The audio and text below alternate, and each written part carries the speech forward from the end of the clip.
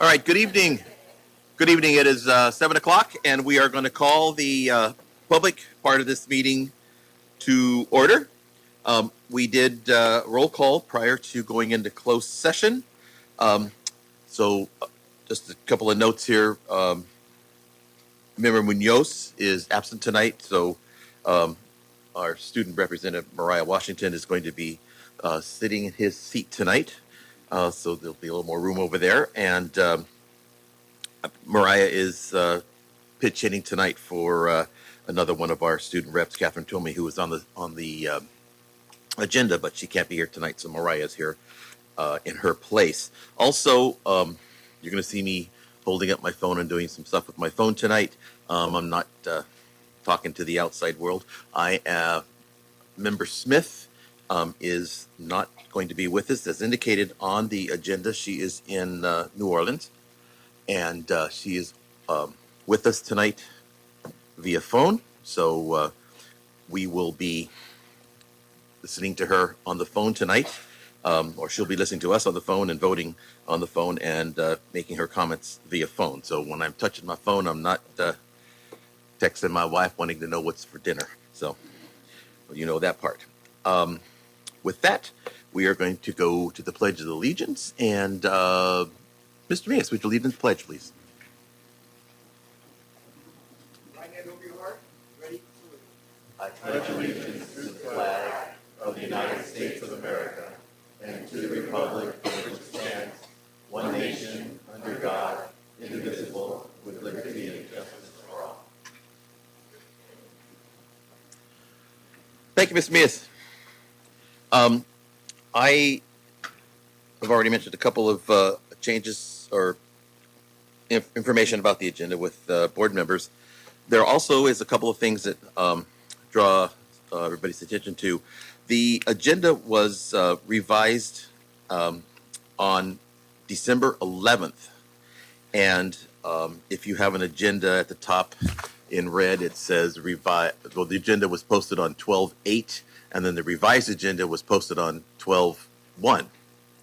There was a typo. It should be 12/11, not 12/1. So it's kind of hard to revise something before you posted it. So anyway, so that's one correction there. And also going to item new business, which is item 11, item R, board policy, changes, updates, first reading.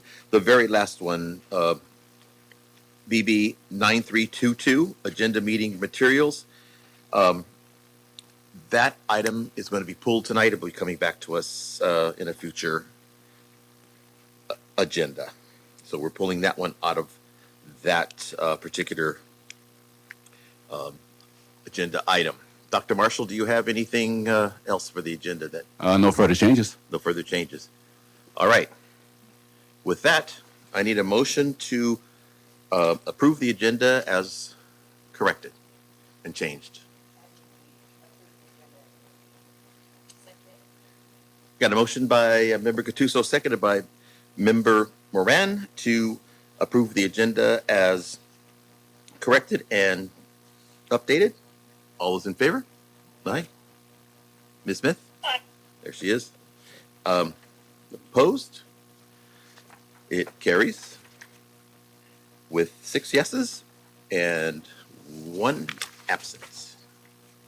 All right, on to item 5, which is annual organizational business and the election of officers. Dr. Marshall. Okay, so we're going to start the process to elect our officers. So at this time, I will take nominations for the president of the board.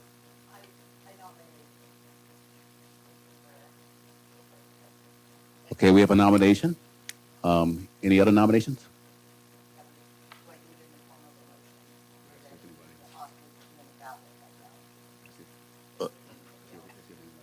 Well, it says motion by and seconded by, so on our agenda.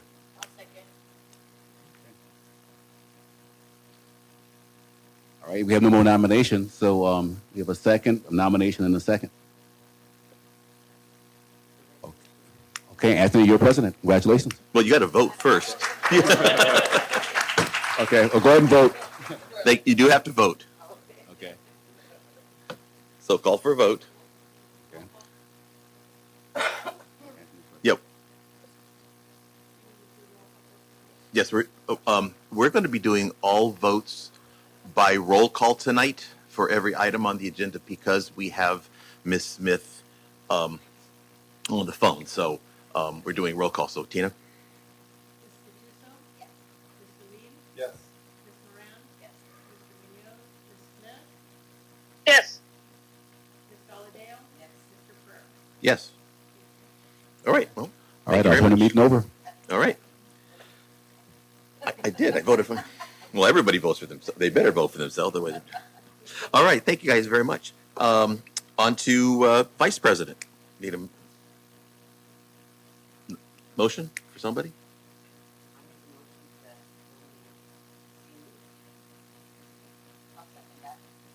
All right. We have a motion by Ms. Valadeo, seconded by Ms. Gattuso, to elect Gene Lieb Vice President of the Board.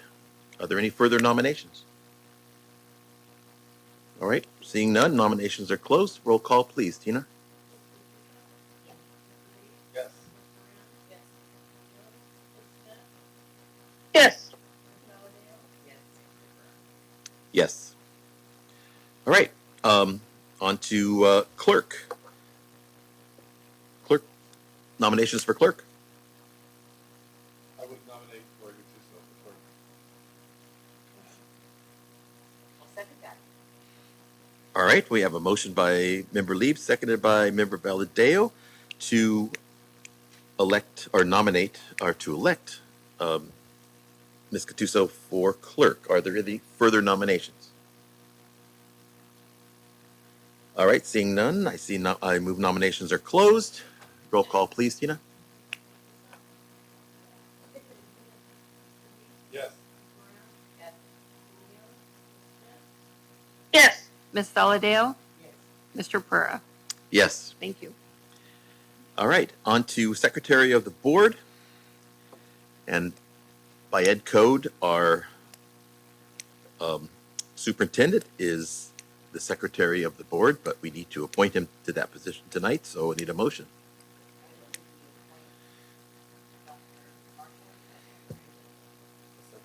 Got a motion by Member Gattuso, seconded by Member Lieb, to appoint Dr. Mark Marshall as Secretary to the Board. All right. Tina, roll call, please. Mrs. Gattuso? Mr. Lieb? Yes. Ms. Moran? Mr. Munoz? Ms. Smith? Yes. Ms. Valadeo? Mr. Pura? Yes. Thank you. All right. So, for the record, all officers were elected with 6 yeses, no nos, and 1 absent. All right. On to item B, statement of facts. Dr. Marshall. Come on. All right, it's recommended that the board approve the statement of facts for filing with the state of California for Government Code Section 53051. All right. And the form in our board packet is blank because obviously you can't fill it in until we have election of officers. So it will be filled in with the correct officers and signed by the secretary or clerk of the board to be sent into the state. With that, any questions? Need a motion? I'll second. Got a motion by Member Valadeo, seconded by Member Lieb, to approve statement of facts as presented. Further discussion? Roll call, Tina. Mrs. Gattuso? Mr. Lieb? Yes. Mrs. Moran? Mr. Munoz? Ms. Smith? Yes. Ms. Valadeo? Mr. Pura? Yes. Thank you. Passes with 6 yeses, no nos, and 1 absent. On to item C, resolution number 37-23, signatures on warrant registers. It's recommended that the board adopt resolution number 37-23, authorizing the superintendent, assistant superintendent of human resources, assistant superintendent of administrative services, the chief academic officer, director of fiscal services as the authorized signatories for district funds. Questions or comments? Motion, please. I'll make a motion to accept resolution 3723. I'll second. We've got a motion by Member Smith, seconded by Member Lieb, to adopt Resolution 37-23, signatures on warrant registers. Any further discussion? Tina, roll call, please. Mrs. Gattuso? Mr. Lieb? Yes. Ms. Moran? Mr. Munoz? Ms. Smith? Ms. Smith? Yes. Ms. Valadeo? Mr. Furrow? Yes. All right, item C, pass, 6 yeses, no nos, and 1 absent. All right. Now the fun part. The good stuff that we're getting to is always fun to have evenings where we get to celebrate our students. And so tonight, we're going to be celebrating the adult education graduating class of December 2023. So, Mr. Mias.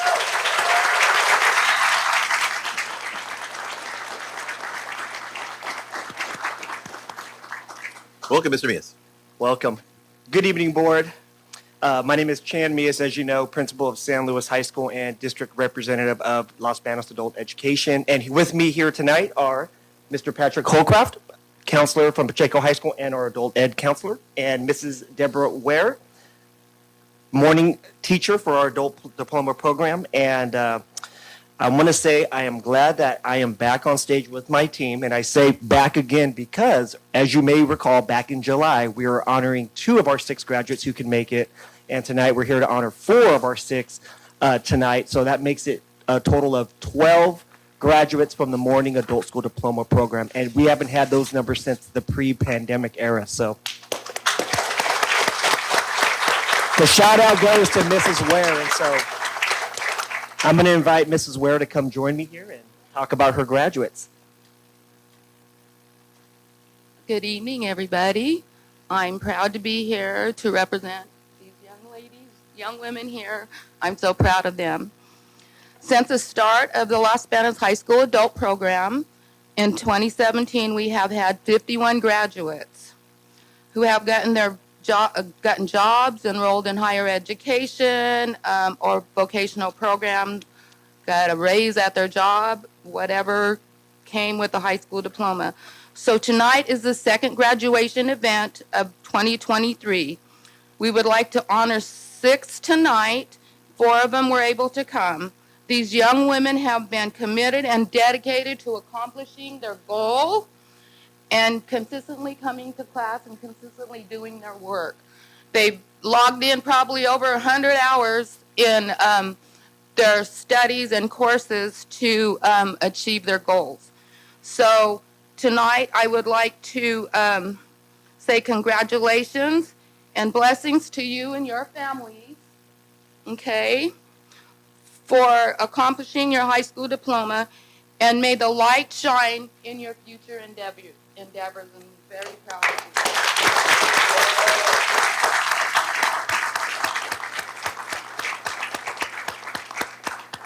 Thank you to the Los Banos Unified School District for supporting the adult ed program. Nanette Silva as a district office secretary, Patrick Holcraft, our counselor, and he's been the one that said, well, they got to take this class and this class and this class to get. So he's always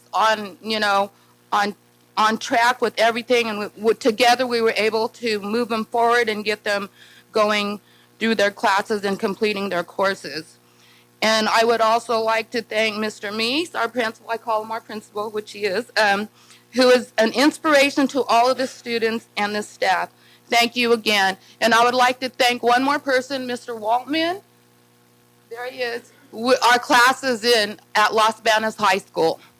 Thank you.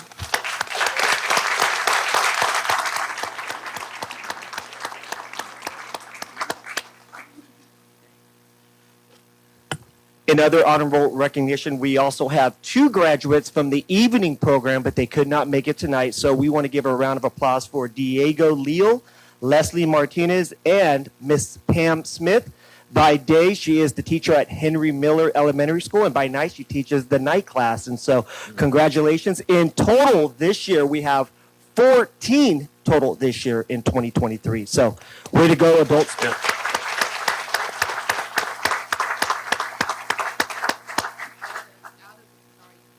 Out of the 6 of the graduates in the AM class. 2 of them couldn't make it, but I would like to honor Patricia Bertherson. Stand up. Virginia Gonzalez. She had a beautiful baby boy right when she was getting ready to graduate last year, so she's been back and she finished her courses. Debbie. Zoe Rosario. Oh.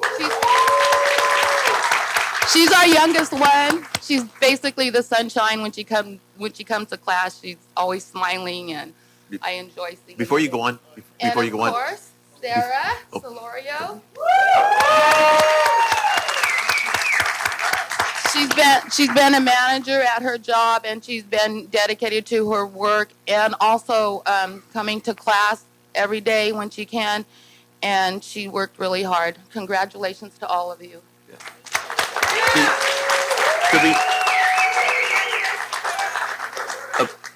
For the record, there was some clapping going on, which is great. For the second young lady, we weren't able to get her name, so could you, yeah, could you, in the microphone, could you, the second, in the microphone, could you say her name? Okay. So it's on the record. Yesenia, Yeah. Yesenia Gonzalez. Okay. Very good. Zoe and Sarah. There you go. Thank you very much. All right.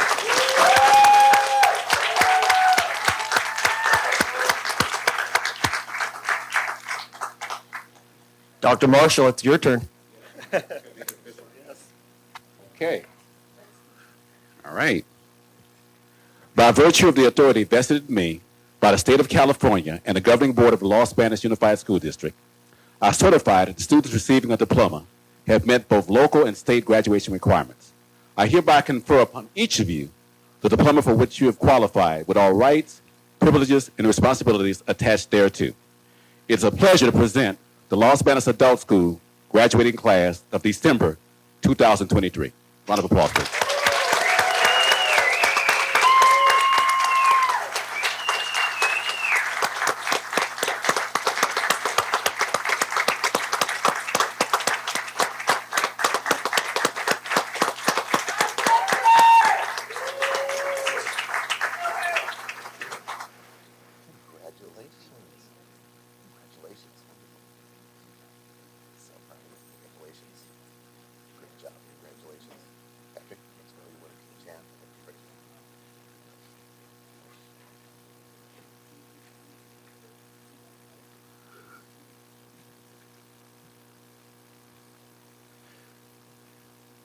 Keep up the good work for all 4 of you and the other 2 that aren't here tonight. And thank you to the staff for everything that you've done to make this a possible, exciting day for all of them. So congratulations to all of them, and thank you for all the hard work for everybody that made this happen.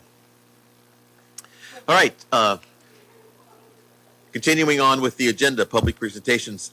So members of the public who wish to have the board look at anything that they would like to place on our agenda may do so by giving that request to the superintendent 2 weeks prior to a regularly scheduled board meeting.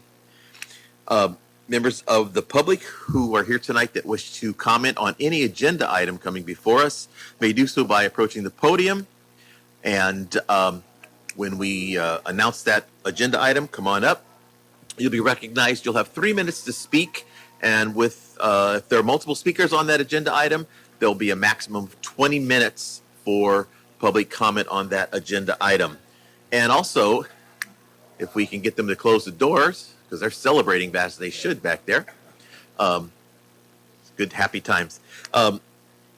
If there's anybody here tonight that would like to comment on anything that is not on tonight's agenda, you may do so in a second or two by coming up to the podium and giving us your name and letting us know what's on your mind. If there are multiple speakers on the same agenda item, it's a maximum of 20 minutes, and each individual will have a maximum of 3 minutes.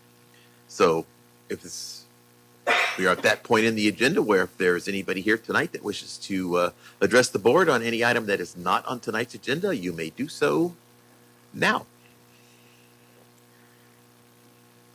I know you. Good evening, Mr. McCullough. Okay, ladies, gentlemen, members of the board, district staff, district office staff. As you know, I'm Stuart McCullough, one of the 6 ag teachers at Los Banos High School Ag Department, and I'm joined here tonight with Ms. Zoe Wooten, one of the members of the Los Banos FFA Dairy Cattle Evaluation Team.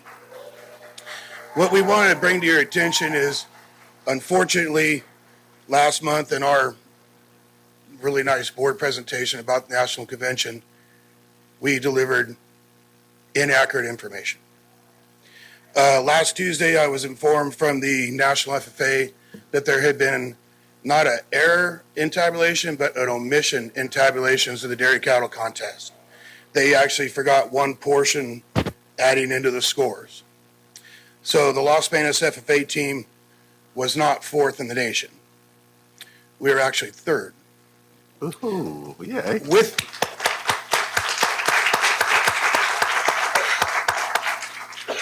With that is going to come a board reference material across your desk at some point soon, because these children have one more contest left in them at the Royal Highland International. This is going to be great, in Edinburgh, Scotland. Ooh. So, in all my years of teaching, whoever thought that having a kid on a judging team would require a passport? But we had our first meeting last night. Unfortunately, these children didn't get the recognition in front of 60,000. Their families that were watching on TV. But we definitely want to make sure that they are recognized for their achievement. I think this will be the first any team that we've had compete in another country, especially overseas. So please, if you see them, congratulate them. And I had to break the news last night that practice resumes on the 1st of February. So I just want to say congratulations. We have kids scattered tonight, but Miss Zoe just wanted to come with us tonight so that we could let you know about our inaccurate information we delivered, and we don't want to be called a liar, so we want to make sure we get it straight for the record. Okay, thank you very much. Thank you, and congratulations. Yeah. Pardon me? When will they be going? This is we'll be leaving June 19th, and we'll be back. The trip we're looking at will bring us back prior to about the 1st of July. So we will fly to Heathrow, then to Edinburgh. We'll have a couple of days there. There's a big international show there, and also has exhibitions that equates to like Tulare Farm Show. And then they'll go on tours, much like our National FFA convention. We've been in touch with other ag teachers who have been on this trip. We have itineraries, everything down to the subway stops in London to where to go. So it's going to be a really, not just a once-in-a-lifetime trip. It's going to be amazing. Yeah, absolutely. So while we give you when I put the board reference material, I will also submit the agenda and stuff along with it so that you can have an idea to see what the kids are going to do when you have that come across your table. Great. Tell them to get their applications for their passports in now, because Well, oh no, wait, because that was the I number understand one. there's a That was the long number wait. one item on our agenda Yeah. last night, and it was also the last agenda item last night as well. So Good idea. thank you guys so Congratulations, much. congratulations, Yeah. congratulations. Thank you. Wonderful.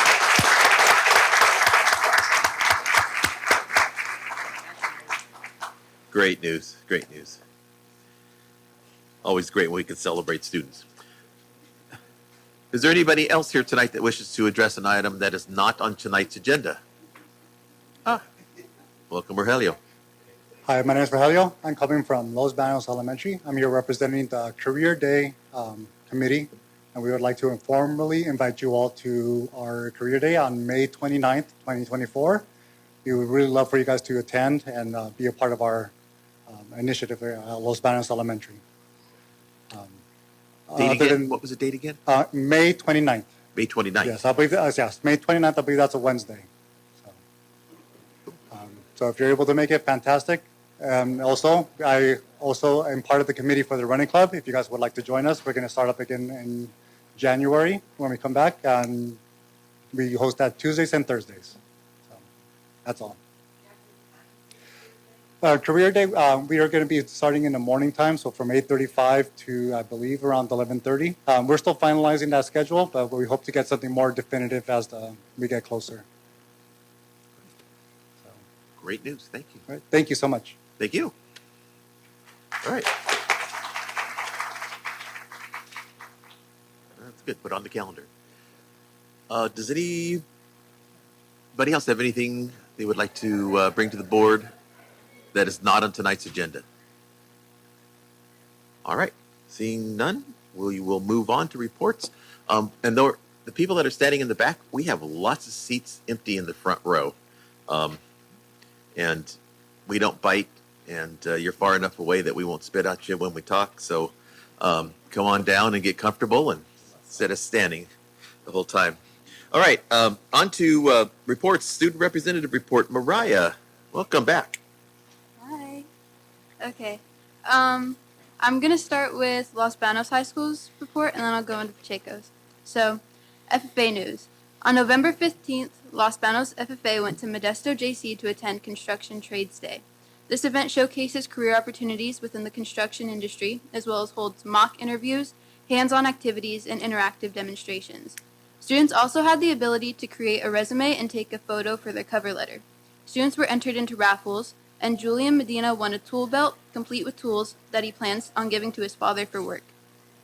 FFA also hosted their annual toy drive, bringing in over 50 toys for the Cops for Kids program. After collecting the toys, the FFA students wrapped gifts at the new police department. FFA is proud to continue to support such a worthy cause. Okay, school news. Tomorrow night at 5:30, LBHS will be hosting Christmas in the Quad. This event is open to the public and will include different vendors, activities, and booths run by our campus's clubs. There will also be pictures with Santa and a free movie starting at 6 p.m. Drama Club opened their play The Election last Saturday night. There is one final chance to watch these actors on their closing night this Sunday at 6. Today, LBHS ASB students went to Creekside Junior High to put on a lunchtime rally for the students. ASB students worked closely to mentor the student ambassadors. ASB will be hosting a recap of the rally soon, so make sure to follow their Instagram page. Club news. LBHS S Club collected over 50 blankets to be donated to LB Nursing and Rehab. Interact Club had their annual candy cane gram sale, raising over $120. This money was used to buy gifts for 6 children on the Angel Tree. Interact Club also participated in Rotary's Empty Bowls event last Thursday night. The Restorative Justice team hosted a lunchtime event last Friday in the Quad. Staff and students played cornhole, giant Jenga, Connect 4, and other games together. There was music, and Mr. Griggs had a great time as he emceed the event. Sports news. LBHS Cross Country had their 6th annual turkey trot. They had a great turnout with close to 80 participants. They want to thank the community for their continued support. Girls tennis finished second in sections, losing to Placer in the finals. Winter sports are in full swing with some early success. Varsity girls soccer won the Houston tournament, and girls basketball finished second at their own Val Lugo tourney. Both boys and girls wrestling are also off to good starts. The girls finished second at the Overfelt tournament, and Angelina Borelli was named Outstanding Lower Weight Wrestler. For the boys, Brockton Borelli took home first place at the Chicktansy tournament, along with 4th place finisher Larry Borelli and 8th place finisher Martel Buenrostro. The LBHS Fall Athletic Awards ceremony recently recognized our fall sport teams. And last but not least, we are very proud to announce that our 296 fall student athletes had an average GPA of 3.66. Frost Soft Girls Volleyball had the highest lower-level team GPA of 4.25. The varsity high team GPA went to girls tennis with a 3.89. Okay. Now, Pacheco High School. FFA news. Pacheco FFA had a record number of 293 students attend the December FFA meeting. Members learned about upcoming events like state conference, community service opportunities, showing livestock, and more. We had a record student participation this year at a variety of events. We would like to congratulate Maria Cibrian, who now attends school in Kansas. Maria won the National Spanish Creed Speaking Contest and was coached by Maria Cousins when she attended Pacheco and qualified for the contest. Our speech contests for this year are ramping up, and we look forward to this year's students competing in January. As we wind down the semester, we are thankful and grateful for a growing and enthusiastic membership, a supportive community, and parents who continue to trust us with helping their child be successful. School news. PHS offered a grief support workshop to all students on December 14th to help teach students about the stages of grief and healthy ways to cope. ELAC hosted a family move and dance workshop on the evening of December 12th with over 65 participants. We learned several dance moves from former World Latin Dance Champion Juan Carlos Camarena. Parents and students learned ways to help de-stress their household by incorporating art, music, and dance with their children. All families enjoyed delicious food at the end and were provided a gift bag of family activities to use at home. And athletics. Winter athletics kicked off in the month of November with 215 athletes participating in 3 sports at 13 different levels. November saw boys basketball host their Winter Classic for the second year. The highlight was a thrilling 60-58 overtime victory over Los Banos on the final evening. Wrestling has been the busiest, with preseason tournaments almost every weekend. The girls have shown to be strong, bringing home the most medals over the month of November. Boys soccer started December, with the JV team coming home as champions at the Pittman Pride Cup in Turlock. And league play kicks off for soccer in December, while basketball and wrestling will start league action during the final week of winter break. That's the end. All right. Mariah, great job as always. Thank you. Thank you. All right. Great news. Oh, I love the volleyball girls GPA. That's yeah. impressive. Wow. And actually, all of the athletes, the fantastic GPAs. Super. Thank you. All right. Next item is California School Employees Association report. Do we have any report tonight? Seeing no one come forward, we're going on to item C, Los Banos Teachers Association report.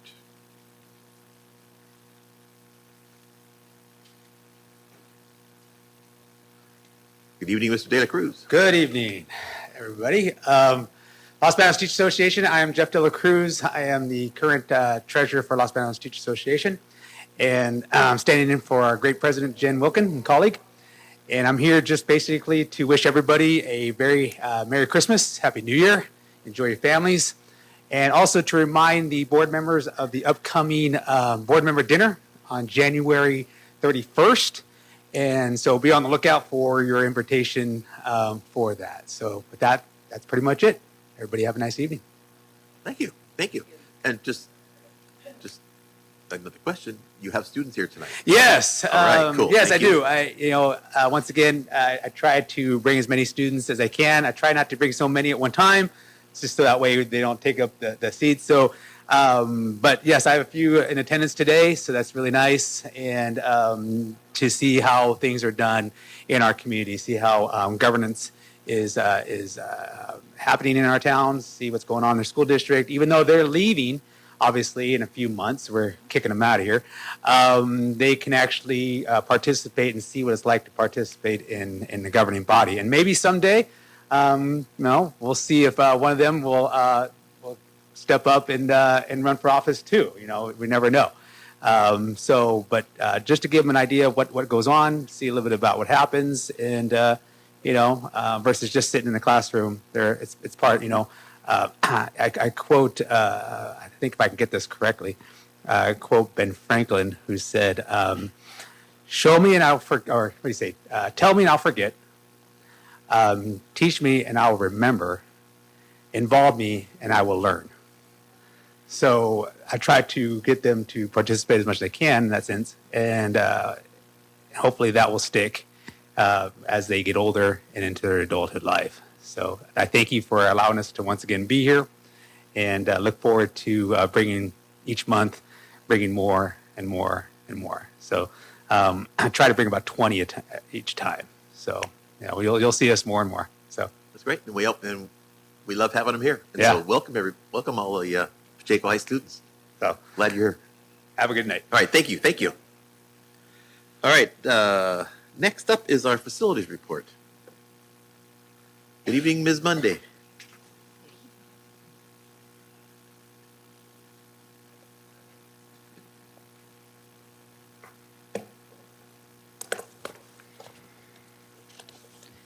Good evening, board members, President Pereira, Dr. Marshall, and Executive Cabinet. This is the facilities update for December 14th. So we're underway with Lofton Stadium Phase 2, the new track and field. That project started on November 13th. We're on schedule, and we're expected to complete that project March 15th next year. The contractor is mobilized. We have our construction fencing up, temp power, cut and cap the utilities. They're doing demo, as you can see in the pictures. The grass was there, and now it's gone. So they've removed all the grass. They've removed the track dirt. And we're actually working on doing the storm drain excavation, which is the bottom right-hand corner picture there.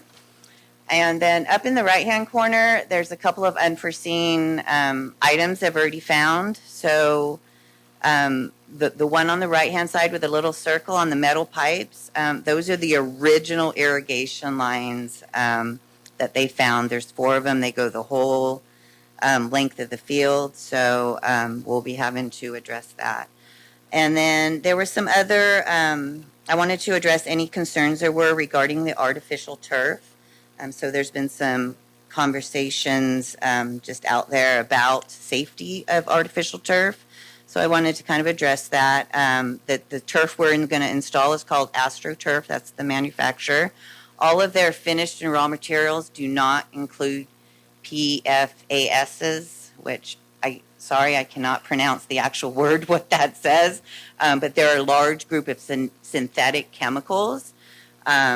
They have a third-party analytical chemistry test, and they certify it, and they check for 32 of those PFAs. The infill materials is sustainable, and they are not harmful to people or the environment. So I just wanted to kind of let you guys know about that.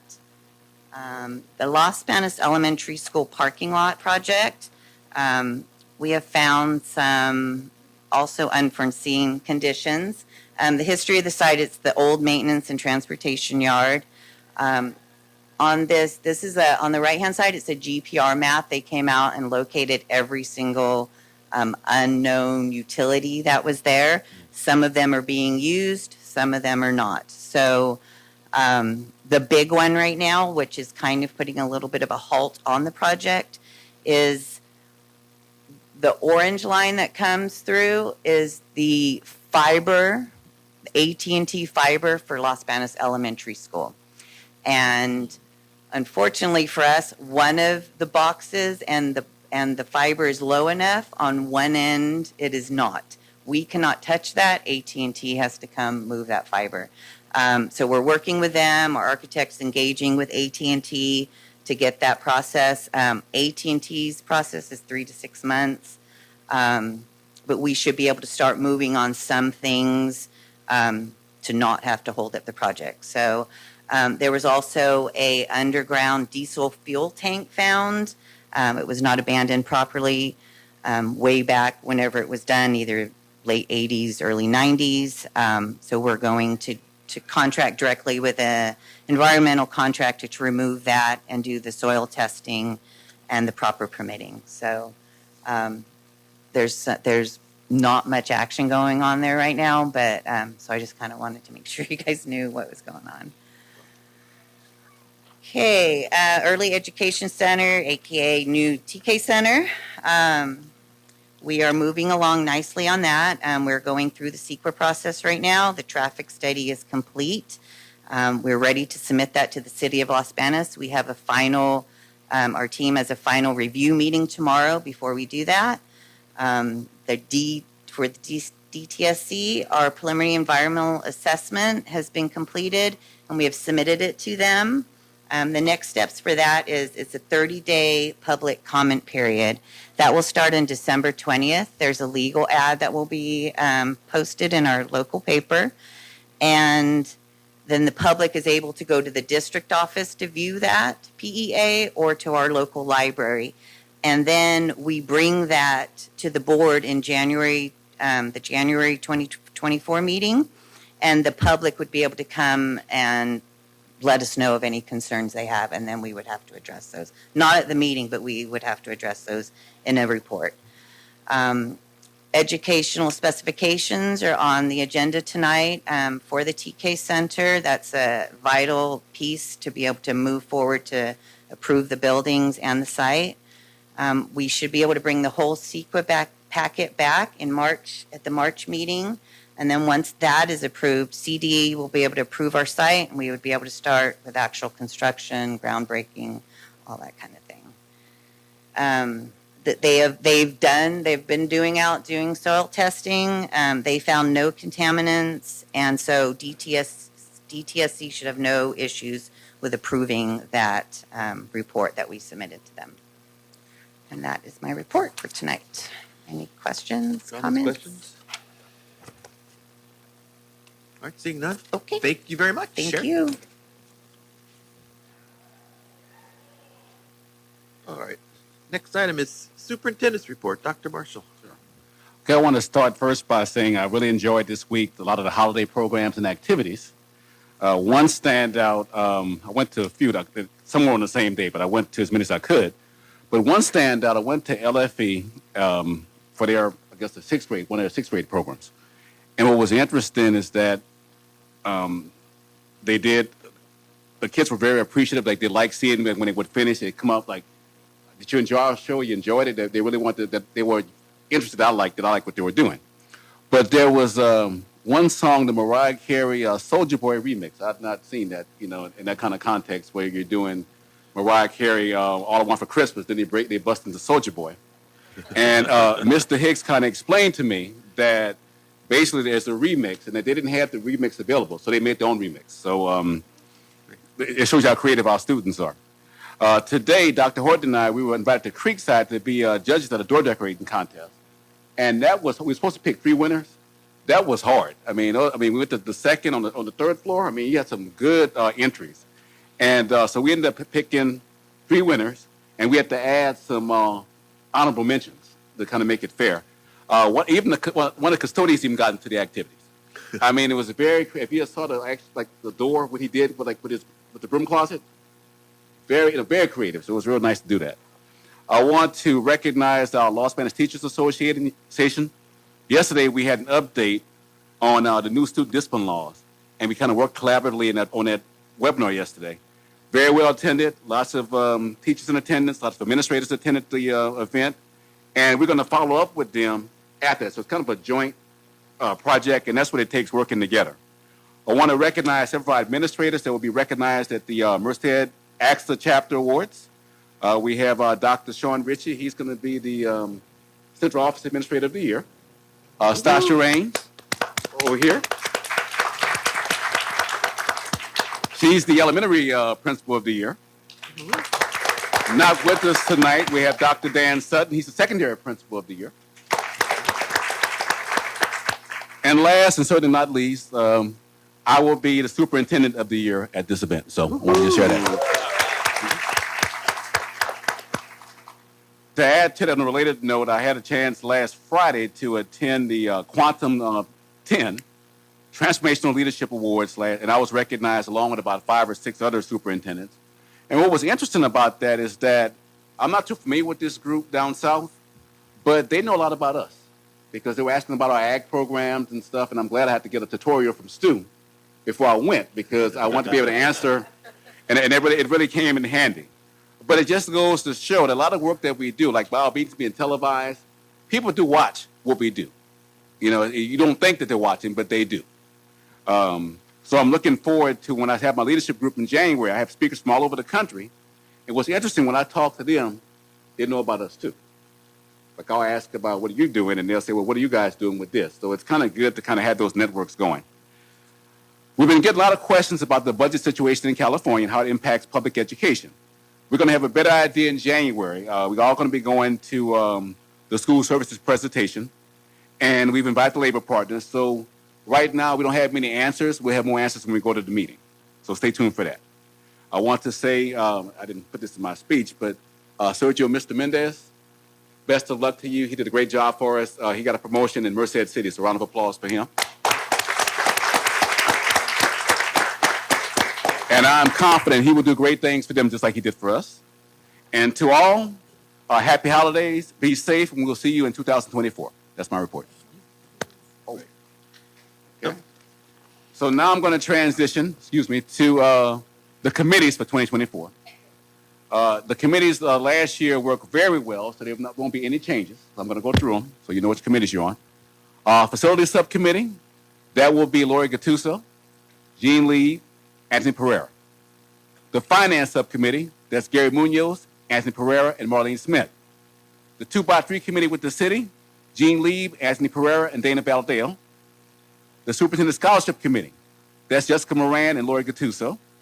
Our Elementary Curriculum Council Representative, Dana Valdale. Secondary Curriculum Council Representative, Jessica Moran. And then our recommendation to the Recreation Commission, Gary Munoz. That's our committees for 2024. All right. Thank you very much, sir. Okay. All right, on to board member reports. Ms. Gattuso, we'll start with you. Good evening, everybody. I know there's a few of us that attended the annual School Board Association conference, but I was very happy to be able to go. This is my first time and learn, and it was just wonderful. So thank you for allowing me to go. I continued my book read with Mr. Walsh's 8th grade class at Los Banos Junior High with the Marcus Aurelius meditation book. I'm telling you, it's just amazing the insight and how bright the students are on this very thought-provoking book. It's very, very deep, and it's just amazing what they can come up with. So I enjoy that so much, and I have a couple more chances to do that with them. So till we finish the book. We're only about halfway through right now. I know Mariah mentioned I'm looking forward to attending the Los Banos High School's production of The Election this Sunday night. That'll be their last night. And I hope you all had a chance to see the Christmas parade because we had so many great entries from the schools. That was fun. Great, great parade. And thank you to the schools that participated. I know you're going to probably do this. I wanted to congratulate Charlie Pikus being named High School Coach of the Year by the National Federation of High School Associations. And I'm sorry that I missed a lot of the Christmas stuff this week. I had to finish my last class for my school board classes, so I finally graduated today, so I'm glad that's done and under my belt. And I just wanted to wish everyone a happy holidays and have a wonderful holiday break with your family and friends. Have a safe holiday. Thank you very much. All right, thank you, Lori. Mr. Lee. So ditto to everything she said. But in addition to that is I did attend some Christmas programs this week at Westside, Grasslands, and Miano. Miano being the recent one today. But the standout for me was Ms. Zepeda's class at Westside. There's one young man in second grade who sang a solo of "You're a Mean One, Mr. Grinch," and was interesting. The whole class was standing up there on the stage, and he was saying the whole song all by himself. So for being that young, that was pretty impressive. So and again, congratulations to Charlie Pikus, and I want to thank all the school secretaries and nurses who have worked with Tony Huerta. She's the community Rotarian that coordinates the Angel Tree here in Los Banos. She's been doing it for her 7th year. And she works with the school district to provide clothing and toys that the children need. And she gets those names from the schools, and then they put them on trees around town, and then the community can take the tag and purchase a gift and bring it back, and then we wrap it and give it to the family. So it's always a great program. And then lastly, right now, actually, while we're here, there are 15 police officers, 14 from Los Banos, 1 from San Jose, that's at Walmart, and they're shopping for 44 of our students for Cops for Kids. They're spending up to $120 per student. And so I had the opportunity to go there before this meeting and watch. And even Chief Reyna, Police Chief Reyna, said that it is by far the most exciting part of his entire job, to see the children's smiles and all the gifts that they're being purchased for him. So, and with that, happy holidays and happy New Year's, and I'll see you guys all next year. All right. Thank you, Chief. Ms. Moran. Thank you.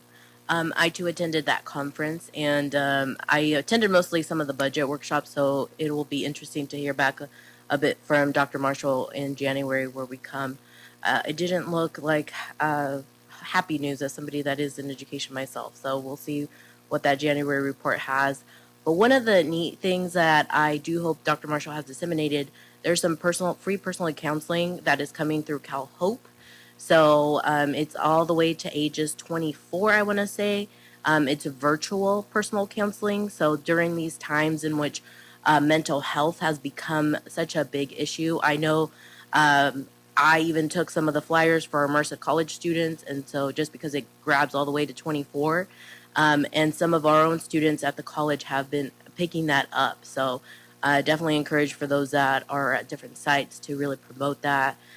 Free for them. There's also like a laptop program in which it's a minimal fee for them to get a tablet, and it comes with a very, very minimal, I think it was like $10 a month for them to have internet access. So anyways, I'm giving Dr. Marshall more work, but if I know he took those flyers, so anybody that has further questions on that. Congratulations to all of the graduates. We've been celebrating a lot of the graduations at Merced College as well, which are being Los Banos Unified School District, our feeder school. It is so nice to hear the stories and where they're coming from. So they're coming from all the different school sites. And so it makes me so proud to be able to see our future welders, our future RNs, our future medical assisting students, CNA, and they're coming from our local school district. So that makes me happy. Just a little under the weather. Maybe that's why I don't sound so enthused. And just wishing everybody a happy holidays. I hope you do take some time to relax. I think this is a time that we mostly all unplug because we do take that time to be with loved ones. So I do hope you take that time for self-care. So thank you. Thank you, Jessica. On to Ms. Valdeo. Well, I got to spend December with COVID, so that's how I spent most of it. Got very sick, but I'm glad to be healthy and well, and hearing a couple other sniffles going, okay, even though I already have it, I don't think I'm going to get it back. But this month I just finished my second Master's in Governance class. I'm kind of doing it slow, so I just want to thank Dr. Sean Ritchie, because he's going through all of our policies that we have to have updated and putting in a procedure, and I know what a tedious job that must be. And we get to read through lots of them every month because he's been working on them.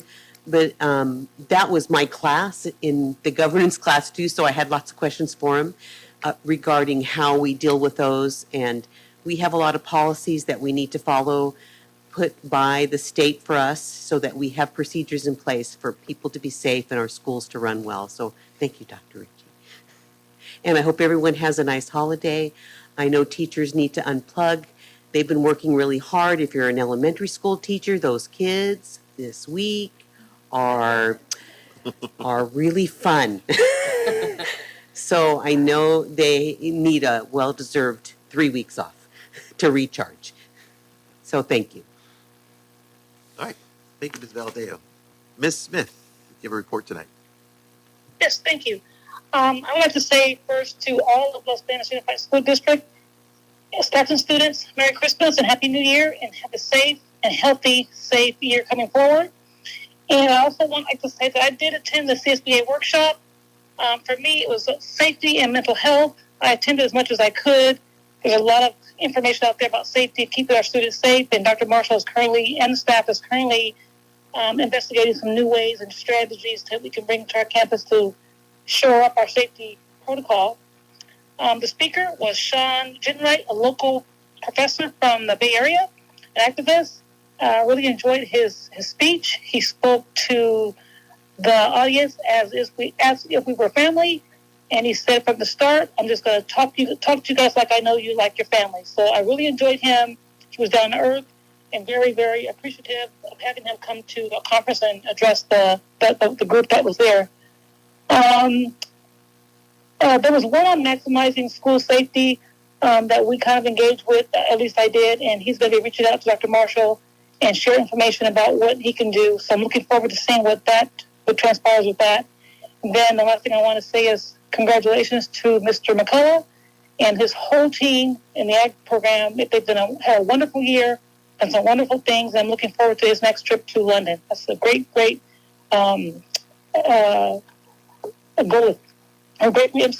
Great goal that they have. And I'm hoping they can reach it and get their passports and get to London. It's a beautiful place to be. I went there last year, and they're going to love it. And that's it. All right. Thank you, Marlene.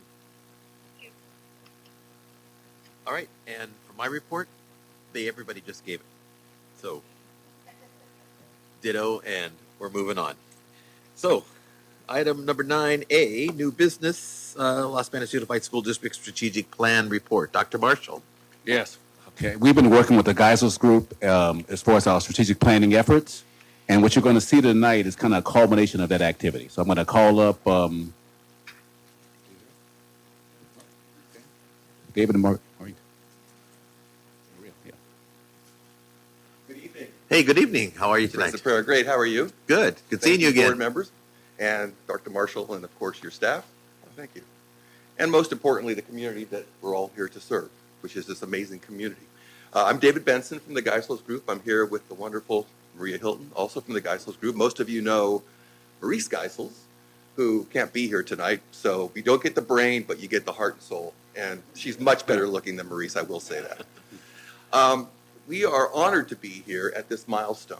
We have been working together with everyone for over a year now on developing a strategic plan. And one of the things that we do in the Geisels Group is whenever we undertake this work, we always look for story, because story and the why is the thing that will carry this work out to the public so that everyone understands what you're doing, and we get a goal that way too. So we're going to talk about story later.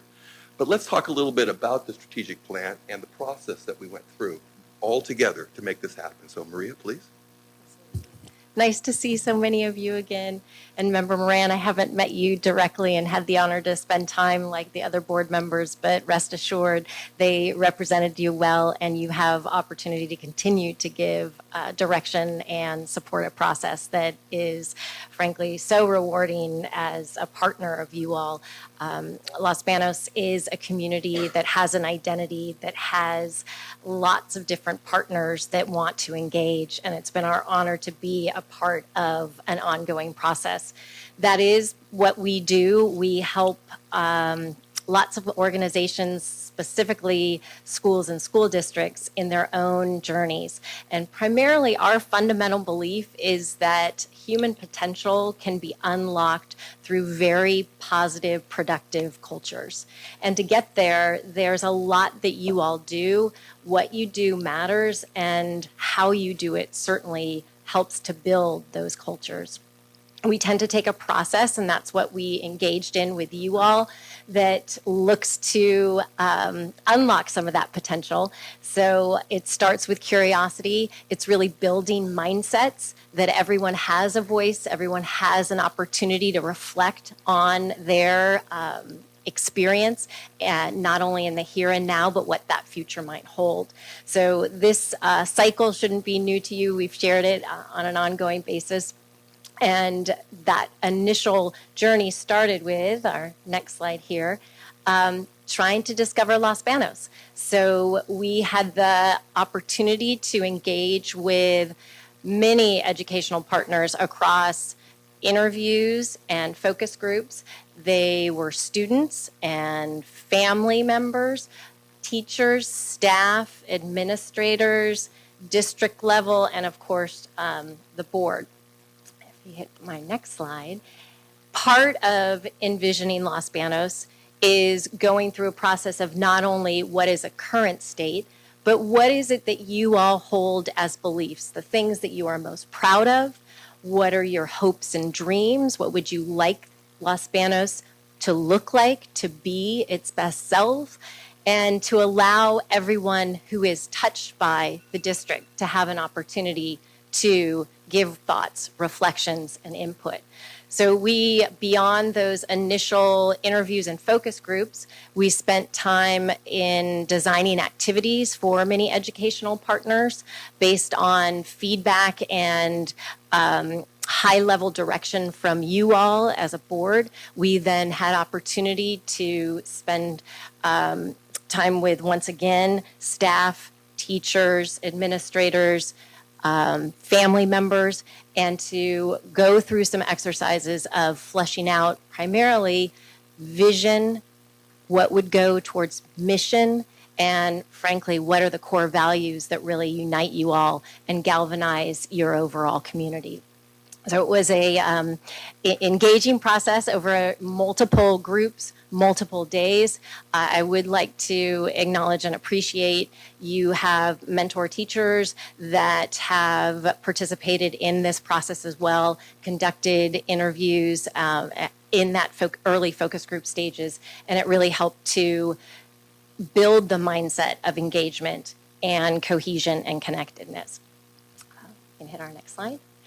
What we have done together, and I have to say a rewarding day with you all was really the way to codify some of this, was to create a draft mission, vision, core values, and strategic directions.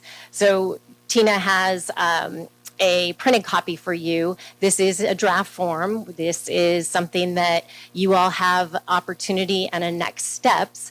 As you might recall, a mission is basically what do you do each day? Everyone within this community, when they put their figurative boots on in the morning, what is it that they have before them that is the day ahead? The vision is, where do you want to be? What is aspirational? What is the ideal? Those two things are really built on core values. Core values, we believe, are the shared values that create the glue and give you the opportunity to determine your direction. So with that in mind, you all, based on all the feedback from all the activities and the engagement, were able to come to a sense of, what are the 5 core values that we care most deeply about in this community. And then the process for a plan is, how do you take those values and put down some strategic directions at a high level that you want to commit to that reflect those values. So that's our summary there. If you think about your next steps, obviously it's to adopt as a community and ultimately as a governing body a mission, a vision, core values, and strategic directions. Certainly you have opportunity to reflect further. I want you to rest assured. I think you participated in a process that once you were given insight and feedback of all of the folks that participated, so much of what people contributed is reflected in the draft that you have, and I think there's a lot to be proud of in that.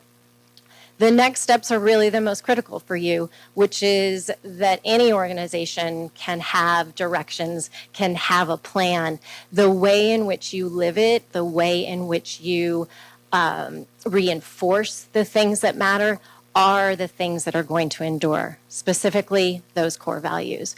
Our recommendation is to find ways and systematize the naming of those values, reminding yourselves and everyone in the community, what is it that you're doing?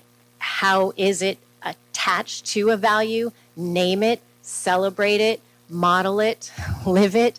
These are things that will endure long beyond any particular goal. It's your opportunity to build a positive, productive culture. And as I say, I think that unlocks human potential for so many people. So with that in mind, those are our thoughts at a high level. We do believe you have a story. I said there's an identity here in this community. It's strong.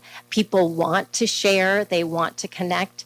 And we've had the opportunity to be a partner in a process of having folks articulate. And I think Dave can share with you what that summary looks like. And frankly, it's quite inspirational and aspirational. And I think that that is pretty clearly coming from you all as an organization. So just really lovely to be a part of this community for a very short time, and are happy to help you kind of amplify this and move it forward in ways that can be meaningful and lasting as you all continue on your path to be known throughout the state. Great. Thank you. Thank you, Maria.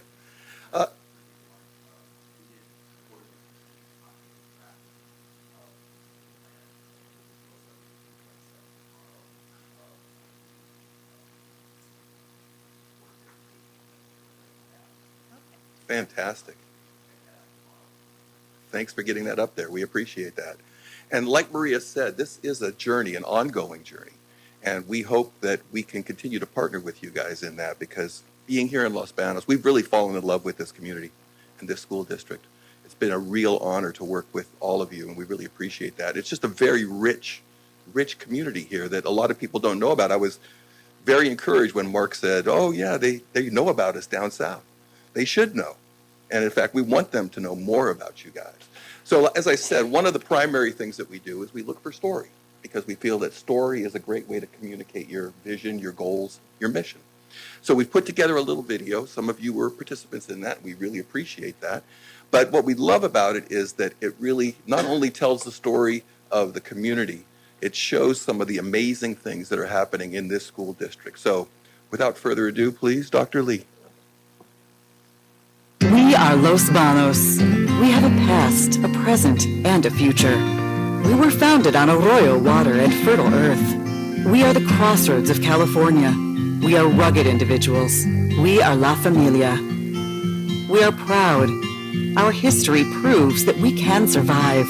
And together, we thrive. We are Los Banos. We are Los Banos because we are a community that cares about each other and puts our students first. We are Los Banos, and as a district, we're on our way.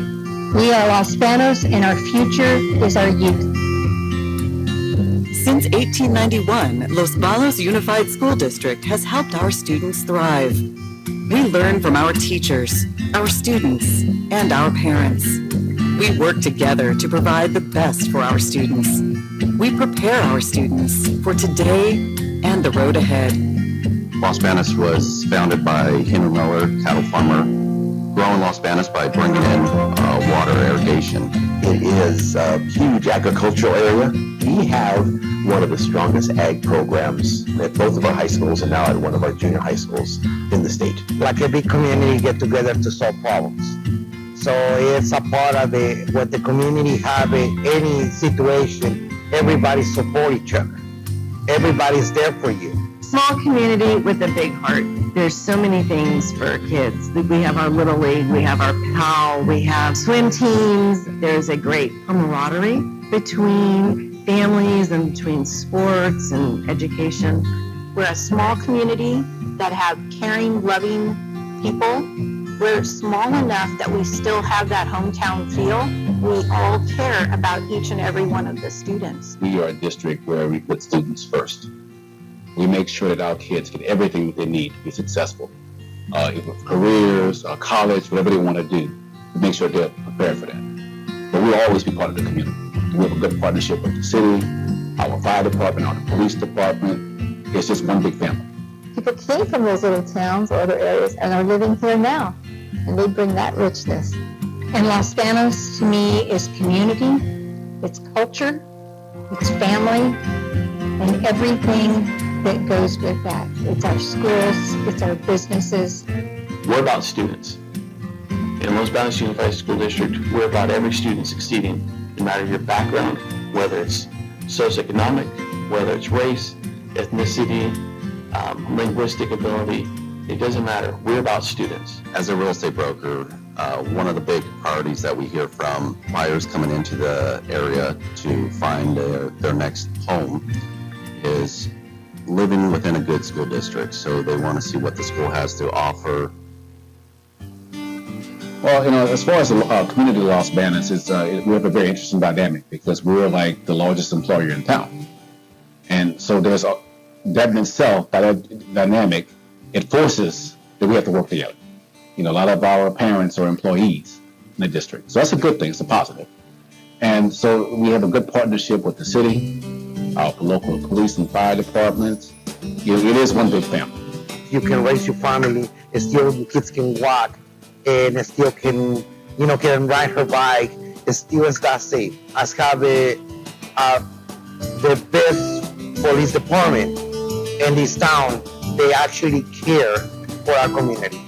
We have great historical sites with schools that are 100 years and plus. So to be able to restore those and honor the history and the pride in those buildings is very important, as well as to make sure that they're up to date and giving our students everything they need for the future.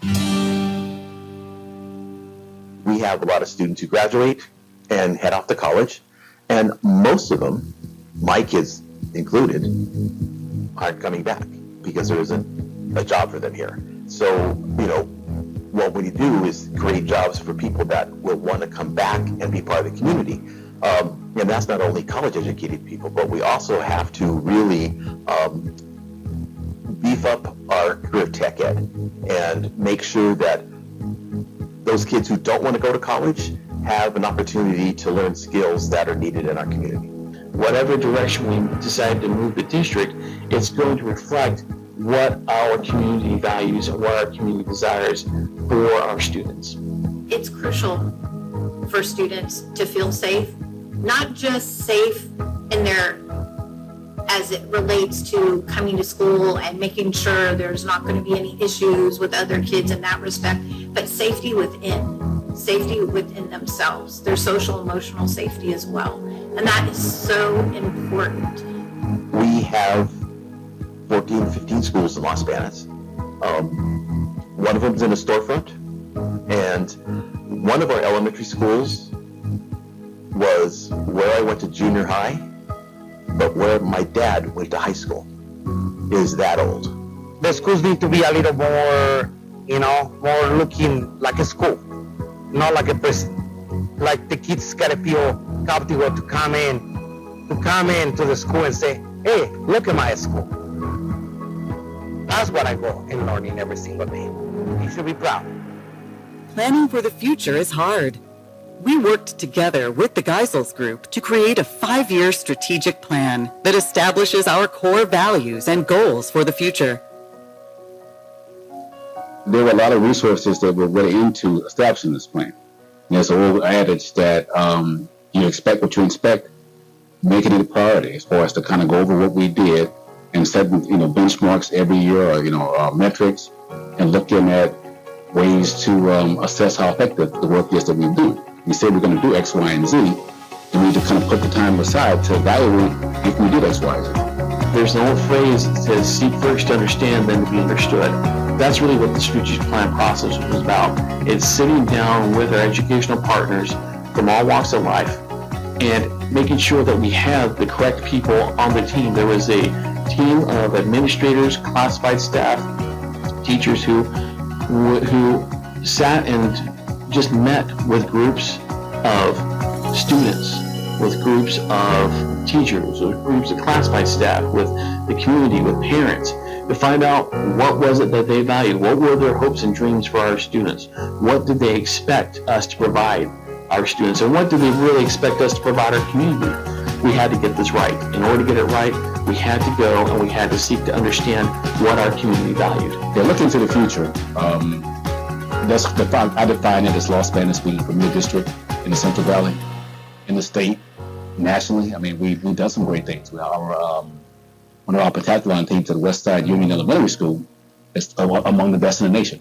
So that's the example of what I'm talking about.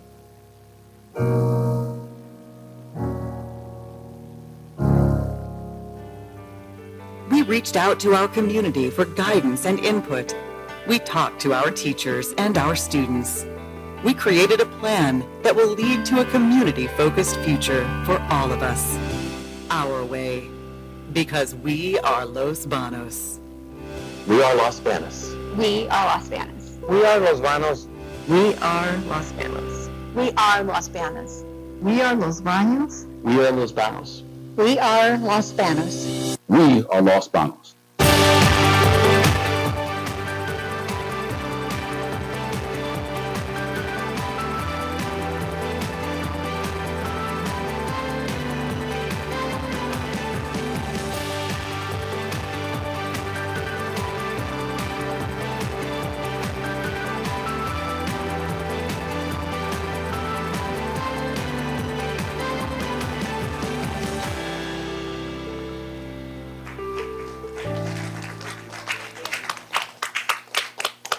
Thank you very much. And again, this is not the destination. This is just the first part of the journey. But Mark, here's a little something for you, which is all the deliverables. And once again, we just really want to express our sincere thanks to everybody, the board, everyone involved in this project. It just has been very fulfilling for us, and we can't wait to continue working with you guys.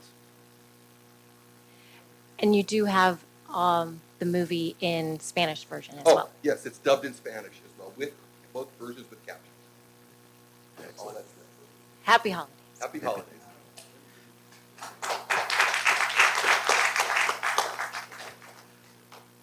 Dave and Maria, thank you very much for being here and doing the great work that you're doing, and we really appreciate it and looking forward to the final project. Thank you very much.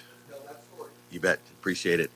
And I just realized that my mic was off when I mentioned that we had received a copy of the draft strategic plan, and it'll be posted on the district website tomorrow under the board agenda section. And my apologies for speaking without turning my mic on, because the people who are watching on TV didn't catch that. So now everybody knows. So again, thank you for being here tonight. We appreciate it. Great job. All right, on to item B, TK Center Grant Report. Dr. Marshall. All right. I stated this recently that we received a grant, a competitive grant for TK expansion. And we have with us tonight our consultants, Caldwell Flores Winters, representatives are going to give us kind of the process and how we got here. So I have Greg Norman and Dr. Rosa Perez going to come up and talk to us a little bit.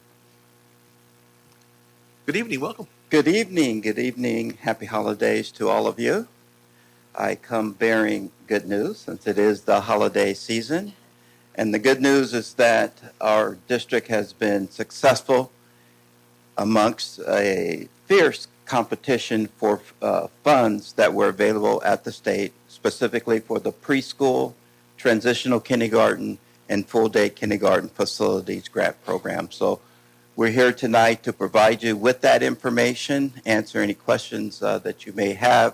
I believe you do have the presentation in your packet there, but we'll go through it for the public as well. So give you, there we go. So the first slide is basically some information pertaining to the facilities program itself.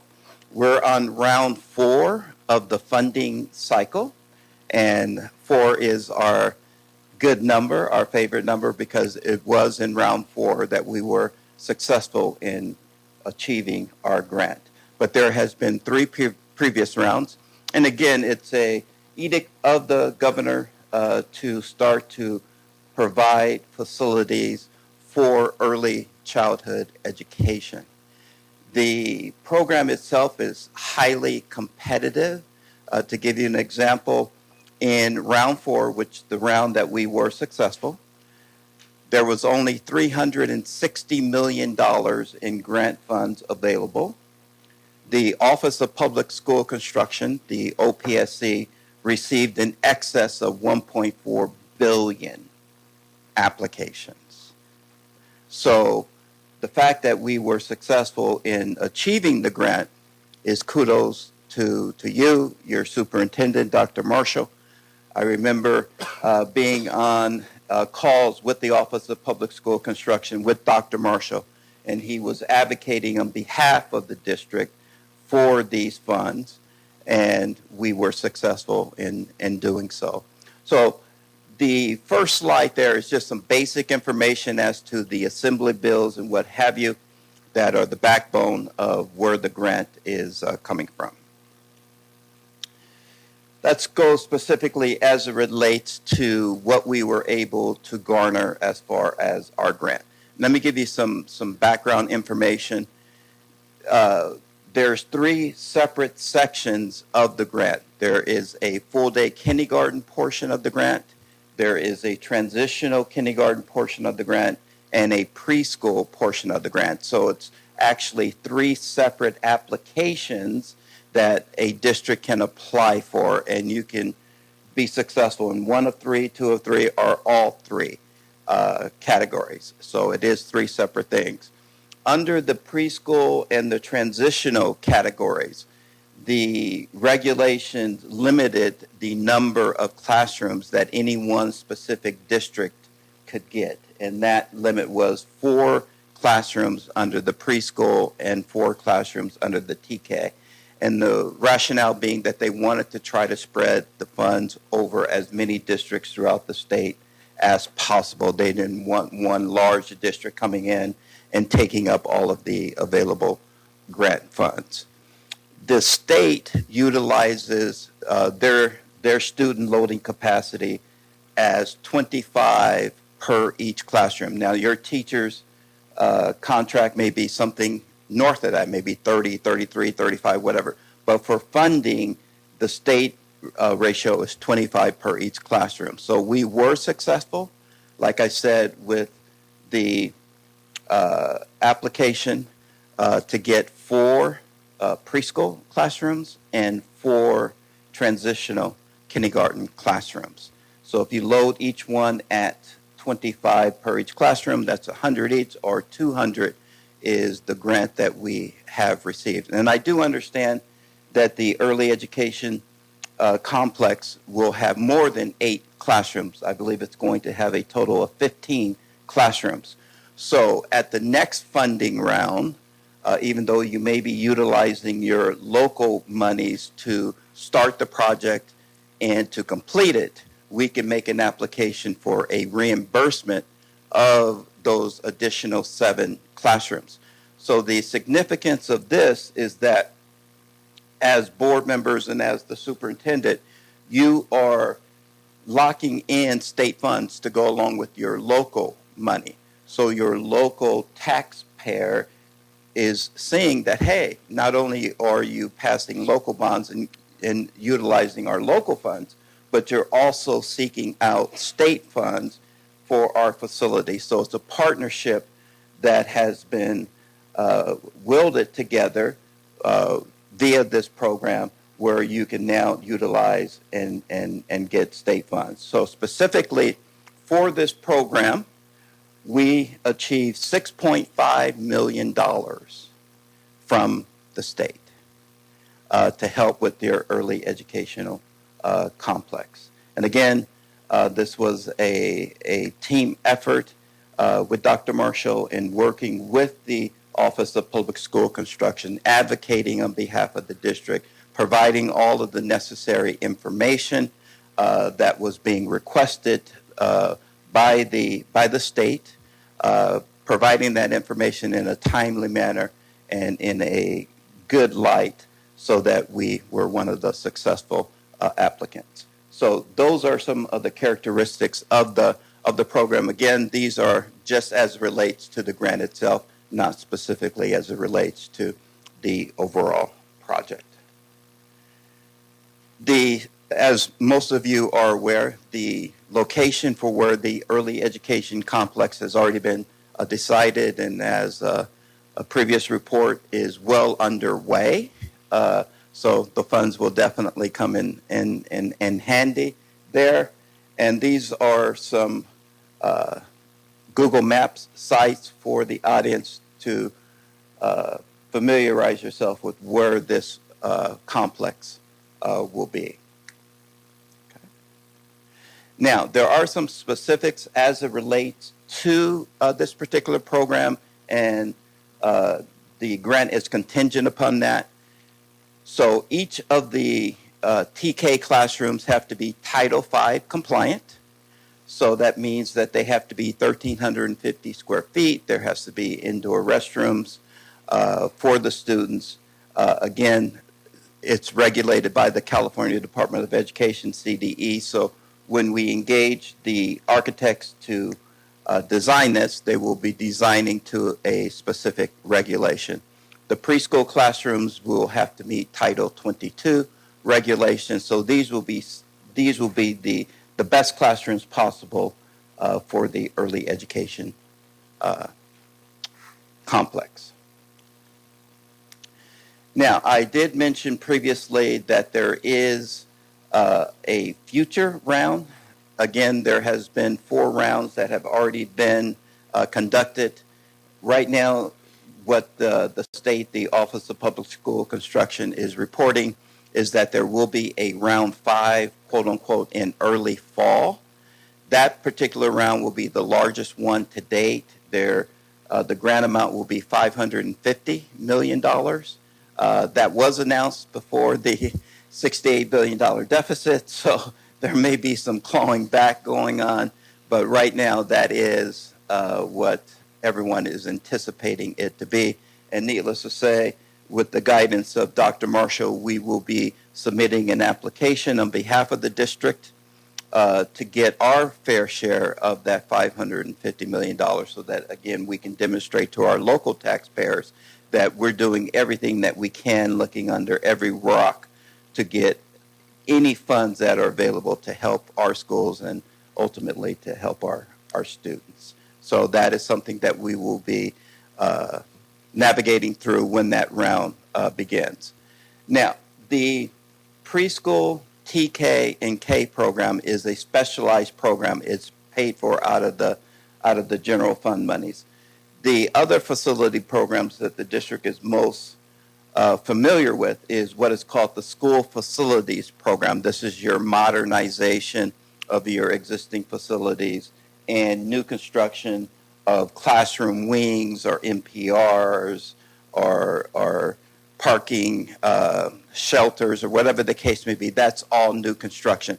So there's another specific guidelines that would govern that. So we had the fortune to drive around to a few of your campuses today, and I have done some research. So there may be some future opportunities for us to work with Dr. Marshall and his staff to show you how you can maximize your monies from the state as it relates to the general school facilities program, your modernization. Again, for you that are not familiar with it, modernization, any portables that are 20 years old or older, or any of your permanent facilities that are 25 years old or older are eligible for a grant.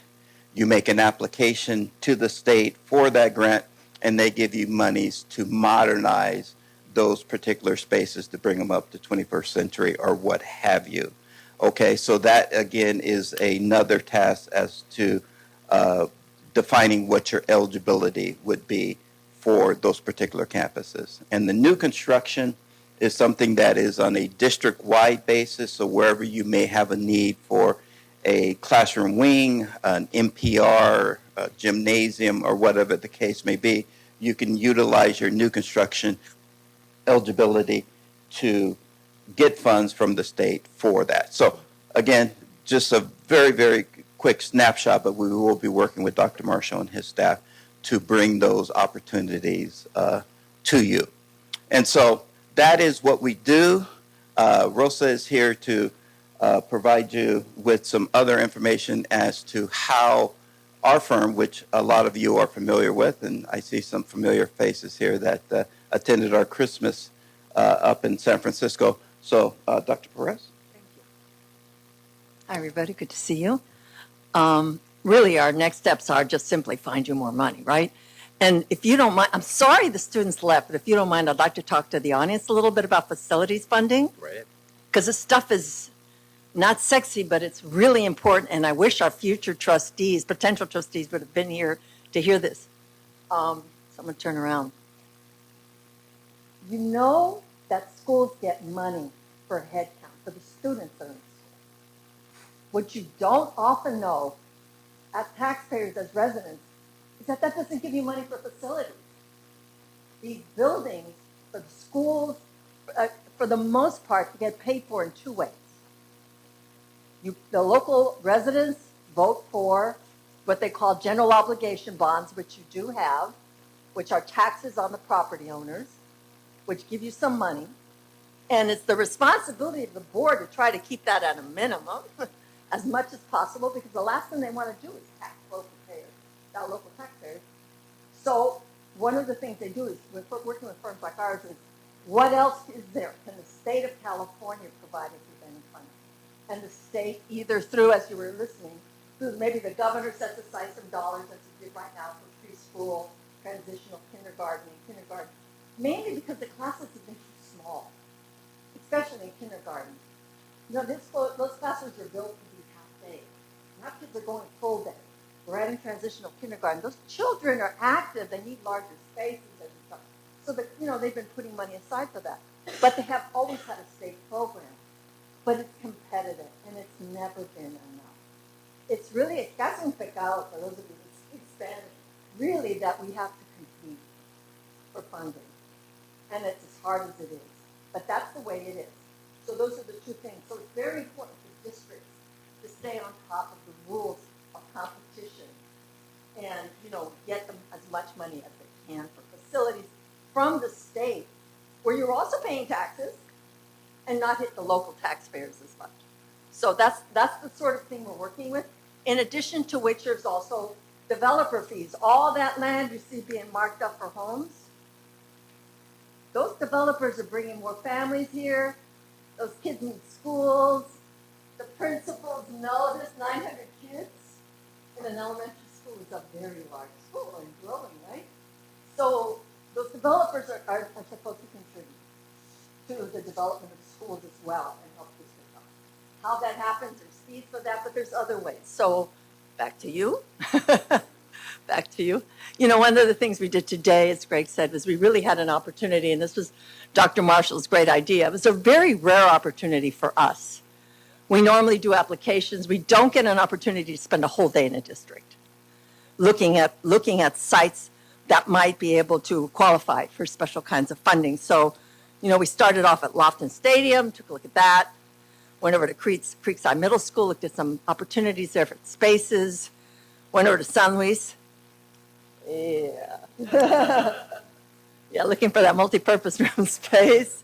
You know, grasslands, which is way over. I mean, grasslands. I mean, but that. So, you know, needing to look at just the whole new, that elementary school. How can that happen? And what are the relationships with the developer? What other ideas are there to accelerate that? So it was our charge, after a day, with Dr. Marshall, Dr. Lee, and Ms. Monday, which we really enjoyed. You know, just kind of brainstorming this, and for us to go back and say, okay, what is possible beyond what they already know? Is there anything else we can think of? Looking at the next state bond, which will be on the ballot for this coming year, and saying, you know, among that, how do we make Los Banos the most competitive? And as some of you know, we're looking at, you know, your eligibility for hardship, which would get you 100% funding from the state. You have, it's looking pretty good. It's something we have to work on with Dr. Lee as we look at issuances and encumbrances. There's a whole formula there for doing that. And also just in general, I mean, you have a very high free and reduced lunch population, which is positive now. The rules change. It's positive for your funding. So, and there are other factors we're going to look at. So that's our job, is to look for ways in which we can support you there.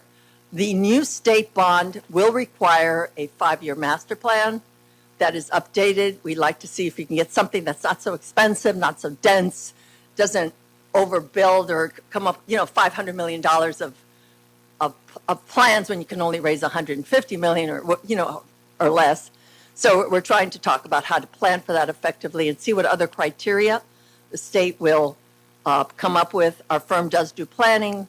We also do bonds ourselves. We're a firm that just does a variety, everything related to facilities planning.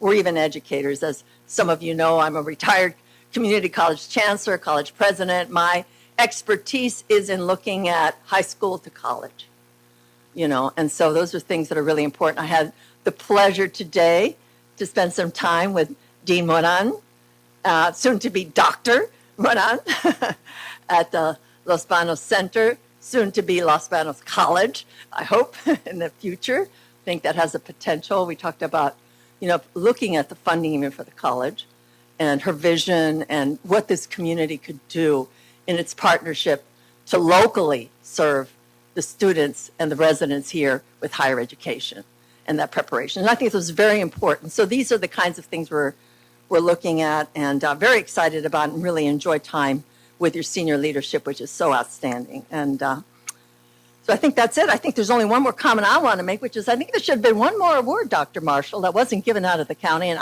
I think there should be a statewide award, which is the executive secretary of a district. Because I've got to tell you, I don't know anyone that's more responsive than Tina. And I mean, really.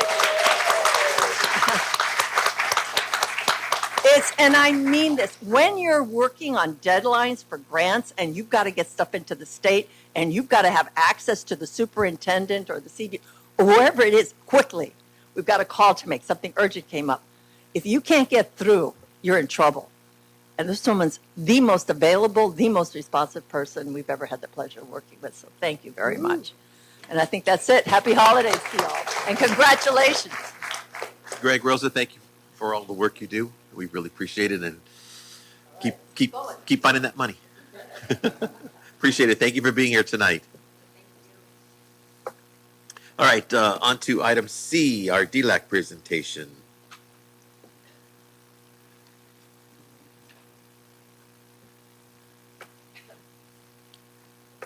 Good evening, Ms. Moreno. Good evening. I'm Carolina Moreno, Director of EL Services and Migrant Education Program, and I have our DLAC board here to make a presentation as to what they've been up to this half of the year. And I'm not going to introduce them because our DLAC board president will do that. Welcome, everybody. Hello, good evening. I'm going to be the translator to these marvelous ladies that are here to present the information of the DLAC committee. Thank you.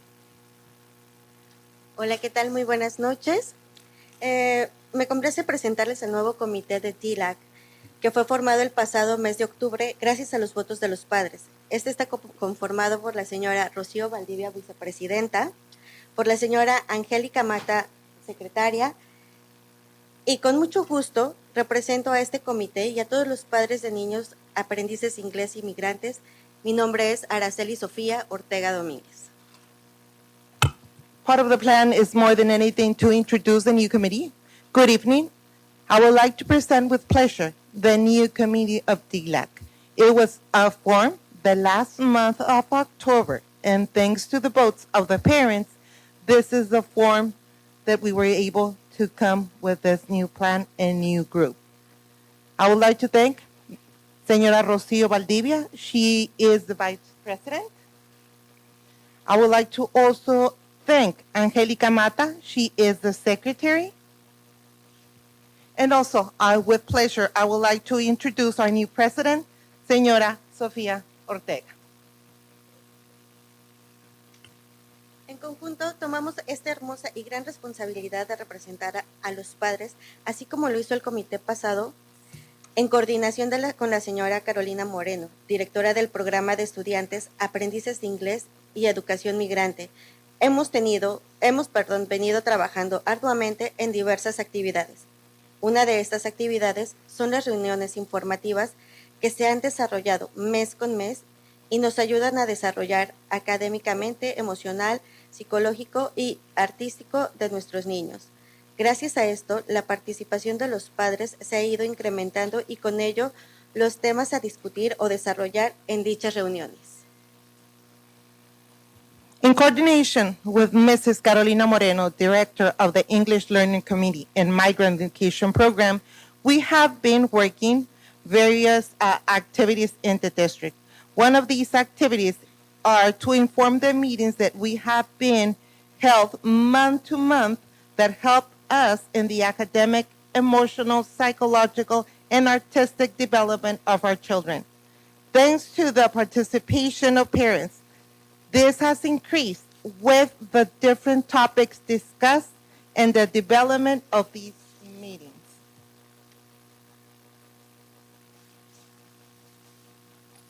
Al iniciar el año escolar recibimos un gran donativo por parte de Family Giving Tree. Estas fueron más de 600 mochilas. Cada una de ellas tenía diferentes materiales escolares para nuestros niños, aprendices de inglés, migrantes, doble inmersión y también los niños de nuestra comunidad.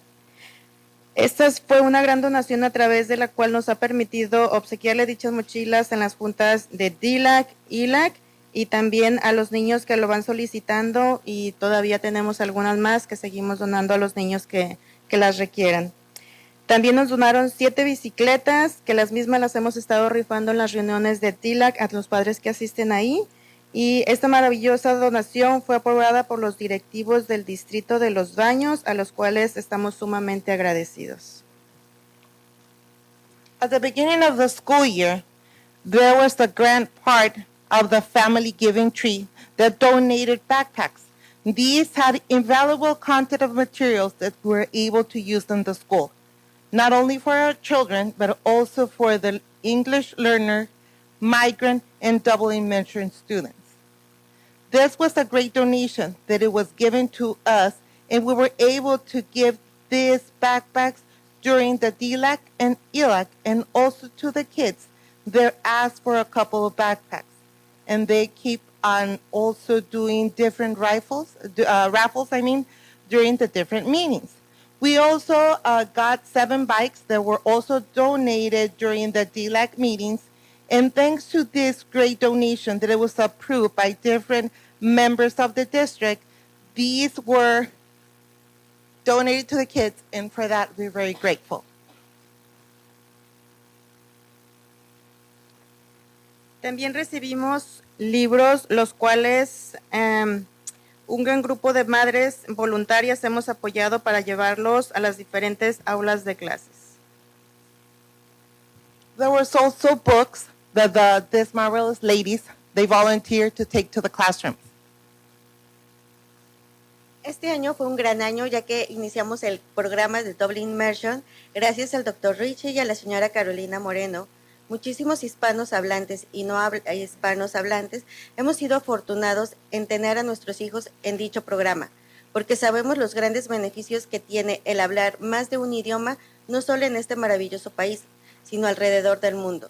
Para dicho programa y diferentes escuelas, hubo madres voluntarias a las cuales fuimos a repartir libros, los cuales sirven de apoyo en las clases de nuestros hijos, ya que estos libros son multiculturales. Thanks to you, Dr. Richie, and also Mrs. Carolina Moreno, we created the Double Immersion program. This has been fortunate to have our children in this program because we know the great benefits of speaking more than one language, not only for this wonderful country, but also for around the world. For this program in different schools, there were volunteer mothers who went to distribute the books, which served as support in our children's classes.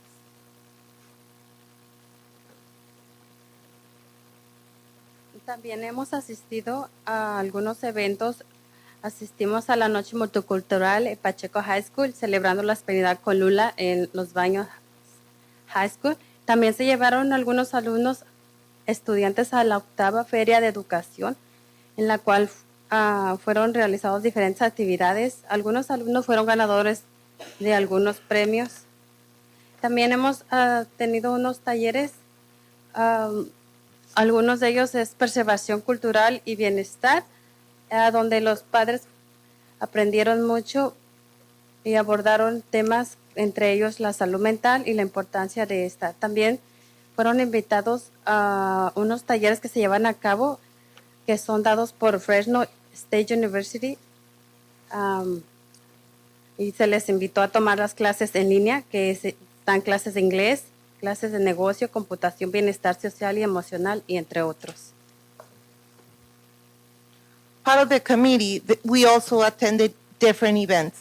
One of them was the Multicultural Night of Pacheco, also celebrating the Hispanic with LULAC.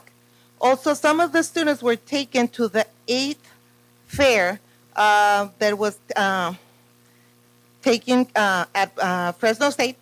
There, they were able to obtain a couple of tickets that were later raffled at the DLAC meetings. We also attended different workshops here in the community. One of them was to preserve the cultural in our behalf.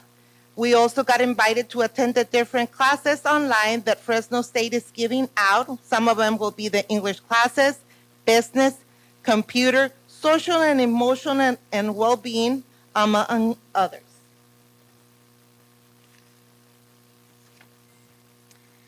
También más de 45 estudiantes de las high school del distrito de Los Banos tuvieron la bienvenida por los diferentes clubes de la Universidad de Monterrey, California, como la Facultad de Ciencias, su hermosa y enorme biblioteca. Asimismo, estamos tan agradecidos con la decana Clementina Macías por abrirles las puertas a nuestros estudiantes y motivarlos a continuar con sus estudios universitarios, ofreciéndoles su apoyo y consejería para que logren su futuro. More than 45 students from Los Baños High School attended the warmest welcome to the University of Monterey, California. For all the different clubs, for the Faculty of Science, it is a huge and beautiful library. We also are so grateful to Dean Clementina Macias for opening the doors to our students and motivating them to continue with their studies university-wise, offering them the support and advice that they can be the ones to create the new future.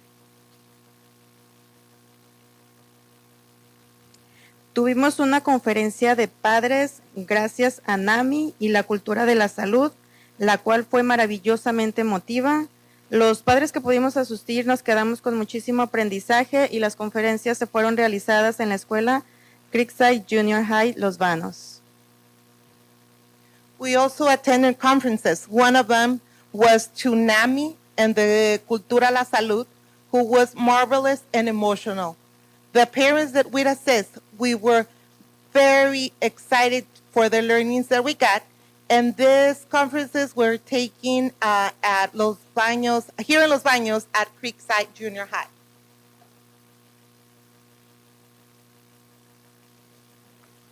Hemos realizado visitas a las diferentes escuelas en las cuales nos hemos llevado muy gratas sorpresas por cómo son educados académicamente nuestros niños y cómo los profesores están interesando en el área de las emociones, motivación, desarrollar diferentes habilidades para que nuestros hijos se diviertan y aprendan. Dichas visitas son programadas cada mes y se visitan 2 escuelas. Estas visitas son anunciadas en las juntas de TILAC. Tenemos la dicha de entrar a las aulas de clase de los diferentes grados, a las bibliotecas, centros de recreación y lo más sorprendente, el área de salud mental. La máquina de libros con la que cuenta la escuela Grassland Elementary. Deseamos que cada una de nuestras escuelas contara con dicha máquina y esta maravillosa idea de crear un área específica para la salud mental. El apoyo de los padres de familia se ha ido incrementando de escuela en escuela, por lo cual estamos sumamente agradecidas por la difusión que han dado a dichas visitas. We also have visit schools. We have made visits to different schools in which we have been very pleasant and surprised to see our children, how they academically are educated and the teachers are interested in the area of emotions, motivation, development, and different skills for our children. These visits are scheduled each month and 2 schools are visited. These visits are announced in the DLAC meetings. We are fortunate to enter the classrooms of the different grades, the library, the recreation centers, and more surprisingly, the area of health and mention and emotion. They also count with a machine, a book machine, that we were able to see at Grassland Schools Elementary. So every one of our schools will have machines. We wish, more than anything, that in every school they will have a machine like this. It's a wonderful idea. The support of the parent has been increasingly from school to school. for which we are extremely grateful, and the diffusion that they have given us to these visits.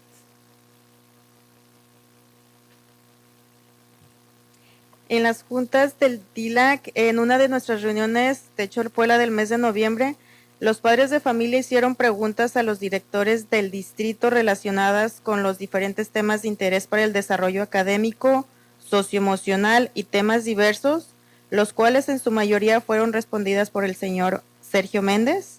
Otros directores que asistieron a la reunión fueron el doctor Richie, el señor Eric, el doctor Dave, la señora Diana y el señor Sergio Méndez. During the DLAC meetings, one that happened in November, parents asked questions to the district principals related to different topics of interest for the academic, social, emotional, and diverse development, which were mostly answered by Mr. Sergio Méndez.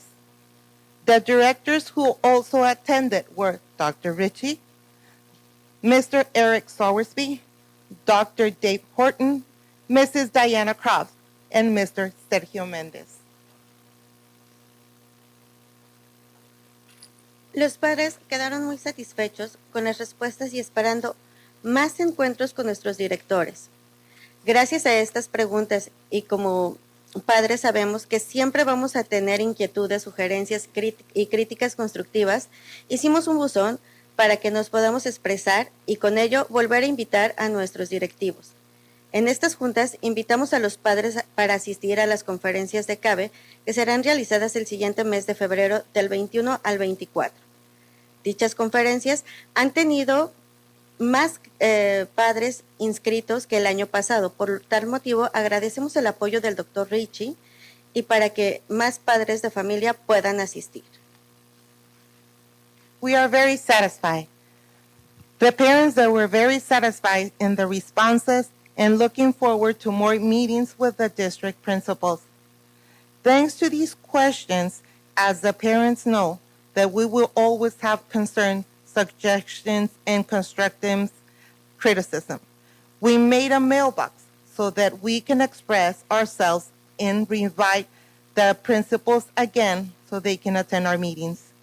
In these meetings, we invite parents also to attend to CABE. It's a conference that will be held during the following month of February, from the 21st to the 24th. These conferences have had more parents registered than last year, so we are very grateful to Dr. Richie for the support that more parents can attend.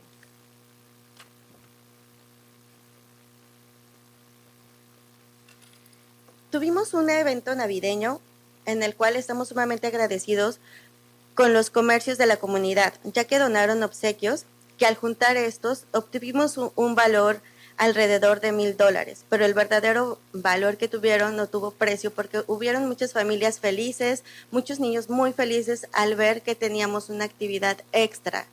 Y en este evento tuvimos alrededor de unas 100 personas. Los negocios que fueron los que donaron están los baños Donuts, La Esperanza, La Bodeguita, La Michoacana Ice Cream, Pizzas Little Diamond, Pizzas Mountain, Monteros, La Morenita, Eddie's Café, Dulcería Guadalajara, y gracias al distrito por las 4 cobijas que donaron, y un tiempo muy valioso de los padres que fue Santa Claus y Grinch. We also held our Christmas event. In this event, we want to thank all the businesses who gave different prizes and awards that it was able for us to give out. It was around 100 participants that we had, so it was very exciting. The following businesses were the ones who support. Some of them were Los Baños Donuts, La Esperanza, The Bodeguita, La Michoacana Ice Cream, Little Pizzas Little Diamond, Pizzas Mountain Mike, Monteros, La Morenita, Eddie's Café, Seoul, and thank you so much for the district who donated 4 blankets that we were able to raffle during this event. And also, I want to take the moment, to let you guys know that the parents had a lot of fun with Santa Claus and also the Grinch.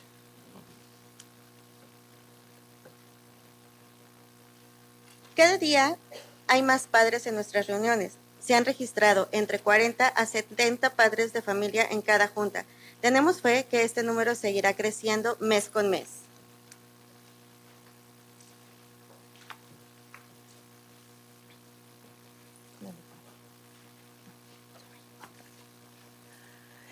Every day, more and more parents attend our meetings. So far, we have around 40 to 70 parents in each meeting. We have faith that the number is going to grow month to month. Queremos agradecer el apoyo incondicional de cada uno de los representantes del distrito escolar, en especial al Dr. Richie y al Dr. Marshall. Gracias por su apoyo en la promoción del rendimiento académico, lo que fomentará la reclasificación de nuestros niños estudiantes y la cantidad de estudiantes que recibirán el sello de alfabetización bilingüe. Aparte de todos los esfuerzos, colocan a nuestros niños y adolescentes en el camino del éxito a la universidad y a la vida. Por último, queremos agradecer a la señora Moreno por esta hermosa frase que nos ha regalado en cada junta, porque cuando los padres se involucran en la educación de sus hijos, nuestros niños rinden mejor académicamente. Gracias, señora Carolina. We are very grateful. We want to be able to thank for the unconditional support that Dr. Ricci has given us to us, as also Mr. Marshall. We are grateful for the support, the promotion of the academic success of our students. We also are grateful for the amount of students that will receive the alphabetization seal, that commonly known the bilingual seal, and also for all the support that we give and get to our children. At this moment, I want to take you guys hand by hand to a phrase that Mrs. Carolina Moreno gave us, that when parents get involved, education, it's better for their children. Our children tend also to do better academically. Thank you. Oh, sorry, I need to practice my English. I would like to thank all of you. Thank you very much y felices fiestas. Happy holidays. Muchas gracias por su atención y felices fiestas para todos. Thank you for your attention and happy holidays. Thank you very much. As you can see, our DLAC parents have been incredibly busy this year learning and working with their children. So thank you for your support as well. All right. Ms. Moran? Nomás les quería decir gracias por la presentación, gracias por todo su esfuerzo y ojalá que sus padres sigan creciendo. So, muchísimas gracias. So thank you for the presentation, thank you for being here, and I do hope your parents continue to grow. That's great. Thank you. Thank you so much. Thank you. Great job. Thank you very much. All right.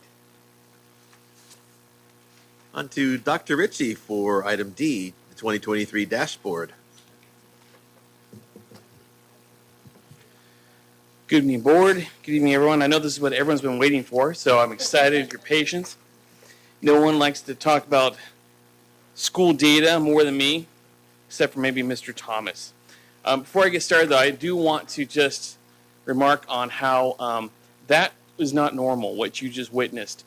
Having a DLAC that's as active as ours is, have them come and give such a detailed presentation on what they do, and have what they do be as involved in the schools and be as really as remarkable as what they shared with you tonight. It's remarkable. You don't see that in districts really anywhere. And so we are really lucky to have such a great DLAC, and I would invite you to please go and attend some of their meetings.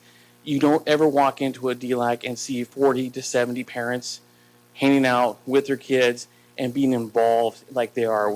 They're not joking. It was the Mr. Mendez show.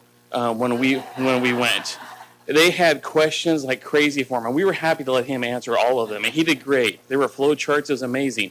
But it's really remarkable to see what happens when parents get involved in their child's education. So, without further ado, we're going to be talking tonight about. Okay. Oh, well, they opened up everything. There we go. All right. We're going to be talking tonight about our dashboard, this California School Dashboard. The dashboard for the entire state goes live tomorrow, but we're going to talk about just our results this evening. So what the dashboard is, this is essentially the report card for schools. And imagine it's like when you have your aunt and uncle that come to a Thanksgiving dinner and judge you. This is essentially what the state is doing for us every year in December. They come to let us know how well they think we're doing and where we need to improve. There's 6 areas that the state judges us on. There's 5 areas that we have to judge ourselves on. The 5 areas that we judge ourselves on, we do that every June when we adopt the LCAP, and that's one that we present to you at that time, which are called the local indicators. One of that. The 6 measures that we have to adopt from the state are, you can see there, the 2 on the lower left-hand side between chronic absenteeism and college and career readiness. Chronic absenteeism is only for the elementary schools and junior highs. The college and career readiness rate, that's only for high schools. And that's just one of the little nuances with it. Okay, so how do they judge this essentially? How are the performance levels determined? They take current year data and compare it to prior year data. The issue with this that we've had over the pandemic was that we had no current or prior year data during a couple of years. And then like last year, I don't know if you remember, I brought it to you and there's nothing but a bunch of purple bars because all we had was current year data. We didn't have any prior year. This is the first year that we're going to have the dashboard kind of like we had prior to the pandemic. So the way that it is presented, if you really want to get into it, there will be links that will be up on the district's website. People can go look. It'll take you to the state's website, give you lots of information. But the basic gist of this, you look at the chart in the upper left. The two ways that they judge you are on the left side. It looks at your achievement levels and whatever the indicator is, and the state determines whether you're low or high. And on the right, on the top side, on the basically the x-axis, determines whether you declined or whether you increased. And so that's where you draw a line from either if you increased, and if you were, say for example, it shows there in the blue, it shows you were high, and then you increased, well then that shows that you're receiving a green indicator for this year, showing that, hey, you've done pretty well. And they give you down there at the bottom right, they'll give you the little fan chart there to kind of show that, hey, here's how you're doing based on the color indicator. Red, not great. Blue, doing fantastic, according to the state. They don't just do this for the district, they do it for each school. And they don't just do it for the schools, they also do it for all the different demographic groups within a school. So think of it for the LCAP, there's the by ethnicity, also, and that's any significant subgroup, so pretty much any group of more than 10 students within a school is considered a significant subgroup. Also, homeless youth, foster youth, English learners, students with disabilities.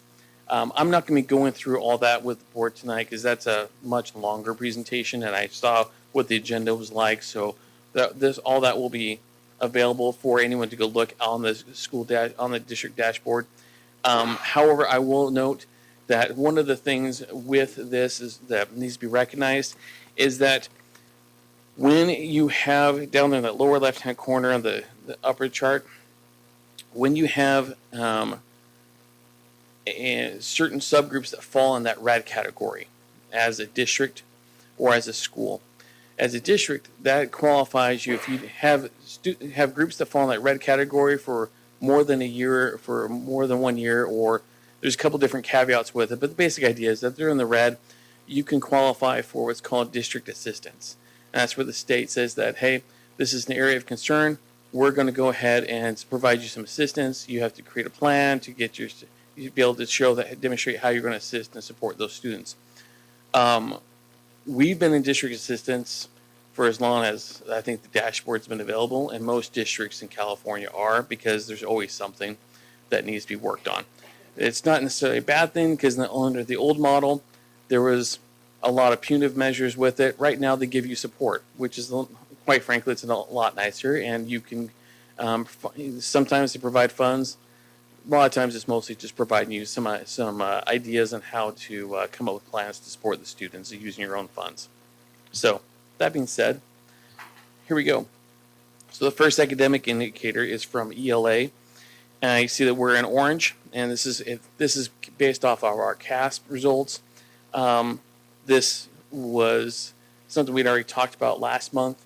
We knew that we had dipped in our ELA results, and this is something we're going to be looking carefully with our MAP assessments that we're currently giving right now to see if we are growing, if we're staying the same, or if we're seeing a continued decline. Because that, if we see a continued decline, that's going to require some changes in how we go about doing things. Mathematics, this is an area where we saw growth, even though that academically we are still performing far below where our students should be or where we expect them to be or want them to be. We did grow that last year, and so that's why you see the performance level there in the yellow. One of the areas that's a highlight for us is our English learner progress. Not only are students making progress towards English language proficiency, which last year this was above the state percentage. I don't know what the state's average is right now, but I'm assuming we're still going to be above it. We also grew compared to last year. And so this is an area of growth for us, and something that we're excited because at least for me, when I first started here a few years ago, this was not an area of strength for us. And so to see this area grow, this shows a lot of the work that we put in, a lot of the focus we put in. We're starting to see the fruits of that labor. Another area that has been a strength for us for a long time has been our graduation rate. We've been well above the state average for a long time, and that's something that we've maintained, and we will continue to maintain. And that's due a lot to the hard efforts of all of our high schools, including Crossroads and St. Louis. An area of concern is our suspension rate, and the state measures that through the percentage of students in the district who have been suspended for at least 1 day or more. You see that's 7.9% this year. In prior years, we were about 2 to 3% higher than the state average. Is that I don't know what that average is this year, but I would assume that we're probably around the same boat. We're some of the early returns on the work that we're doing right now. We have seen some decreases at the secondary level, and in particular at Los Spanish Junior High School. We've seen dramatic decreases in suspension rates due to a lot of the work that they've been doing with the restorative justice work. And quite frankly, it's been remarkable, the change from last year to this year. And so we'll be continuing to look at that as we monitor progress going forward. Our chronic absenteeism rate, this is one I think I mentioned last year, and I'll just reiterate again. I still think it's unfair for the state to have put that out there right after the pandemic to be measuring this, but it is what it is. We see the dramatic decrease. We still had 30% of students who were considered chronically absent. That's when you have missed 10% of school days, you're considered chronically absent. So we had 30% of our students who missed 18 or more days of school last year. Right now, preliminarily, Mr. Mendez just shared some information with us. We have about 23% of our students who are on track to be considered chronically absent so far this year. So it's decreased, still not decreased as much as we want, but you take your wins where you can get them. We're going to see what we can do to try to continue to decrease that amount even further as the year goes on. And the last one, this is the College Career Readiness Index.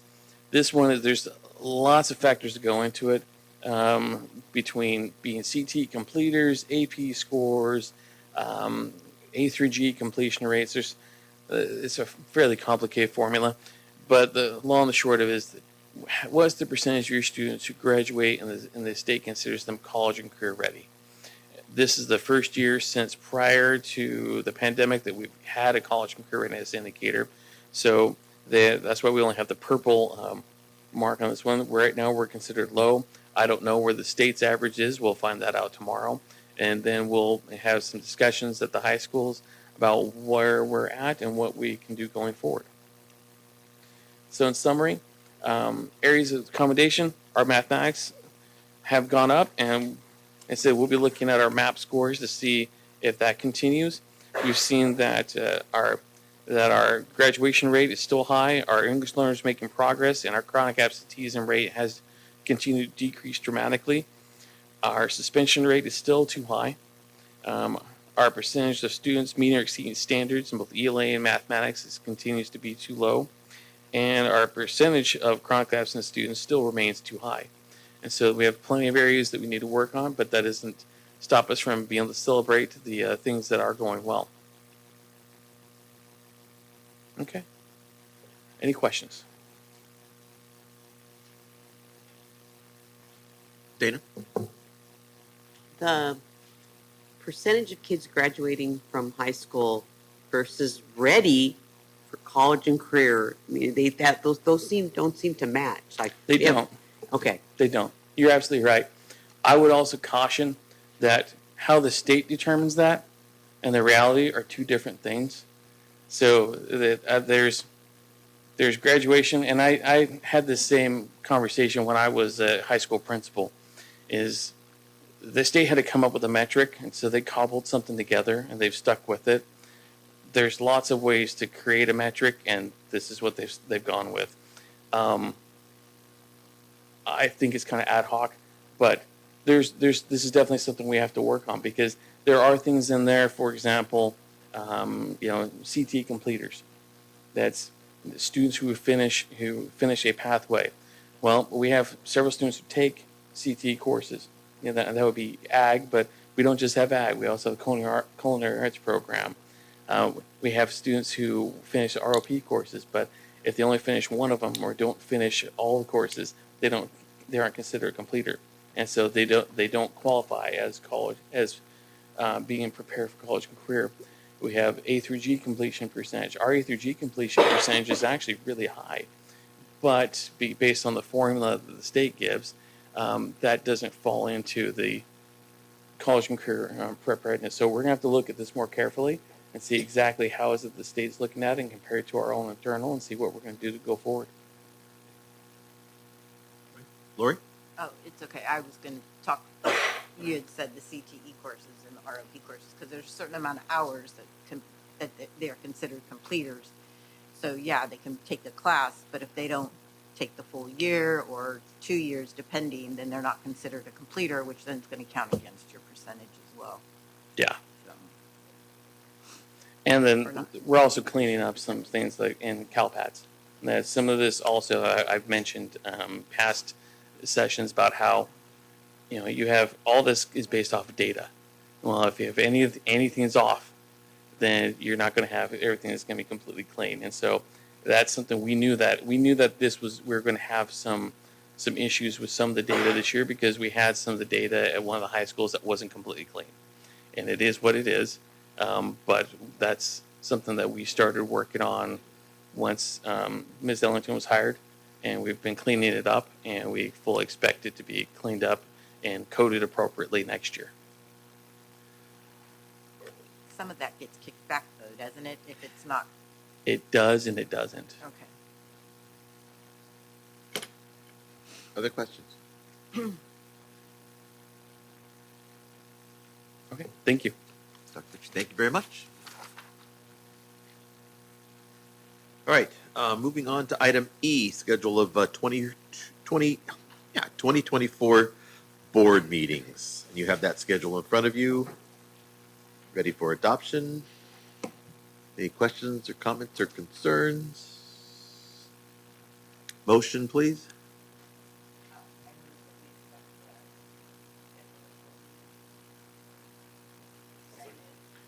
We got a motion by Member Gattuso, seconded by Member Moran, to adopt the 2024 schedule of board meetings. Without any further discussion, Tina, roll call, please. Yes. Yes. Yes. Motion passed, 6 yeses, no nos, and 1 absent. On to item F, 2024, that's hard to say, that's a long time away. 2024-2025 school calendar first readings. Dr. Calzadias. By agreement in the LBTA contract, the calendar committee must meet annually by October, and bring drafts of the next year's school calendars to the board for review at its December meeting. So it's recommended that the board review the 24-25 school calendars with intent to adopt the calendars at the January 11, 2024 regularly scheduled board meeting. Comments or questions or concerns? All right, I need a motion, please. That's correct, first reading. All right, we have a motion by Member Valadeo, seconded by Member Gattuso, to declare our intent to adopt the 24-25 school calendars first reading. Any further discussion? Tina, roll call, please. Mrs. Gattuso? Mr. Lieb? Yes. Ms. Moran? Mr. Munoz? Ms. Smith? Yes. Ms. Valadeo?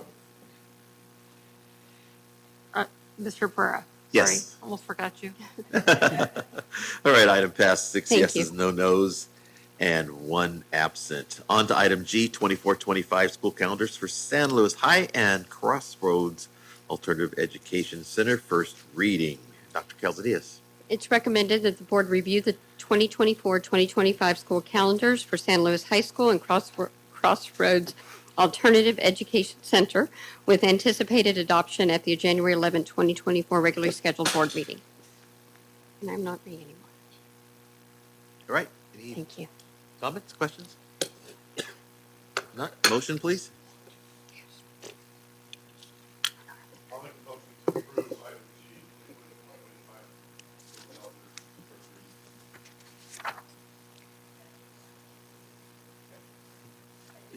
Was that you? All right, okay, so we have a motion by Member Lieb, seconded by Member Moran, to declare our intent to adopt the 24-25 school calendars for San Luis High School and Crossroads Alternative Education Center. This is their first reading for that calendar. No more questions or concerns? Tina, roll call, please. Mrs. Gattuso?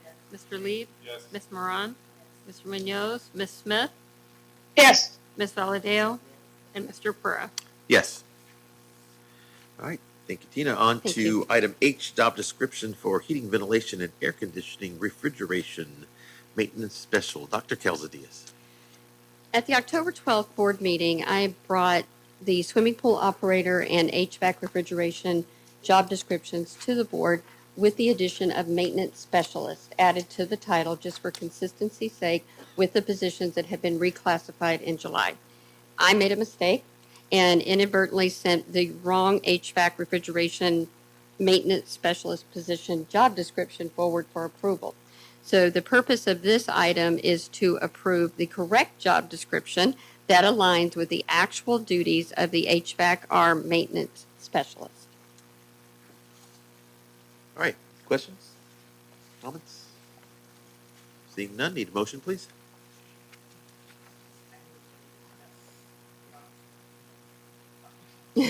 Messed up on. We got a motion by Member Gattuso, seconded by Member Valadeo, to approve the job description for heating, ventilation, air conditioning, refrigeration, maintenance specialist. Any further discussion? Roll call, Tina, please. Mrs. Gattuso? Mr. Lieb? Yes. Ms. Moran? Mr. Munoz? Ms. Smith? Yes. Ms. Valadeo? Mr. Pereira? Yes. Thank you. Item passes, 6 yeses, no nos, and 1 absent. On to item I, preconditions for Los Banos induction programs. Welcome. Good evening, Board. I'm Barbie Severance. I'm the Induction Coordinator 1 for our induction programs. Good evening. I'm Nancy Gilardi, and I am Induction Coordinator 2 for our induction programs. And you have before you on the website our preconditions, and those are those pieces of Ed Code and Title V that we need to have our LEA approve in order to continue to offer credentialing programs in our district. And Dr. Severance also offered you a link to our accreditation website. Hopefully you've had an opportunity to take a peek. And if you have any questions for us this evening. Questions?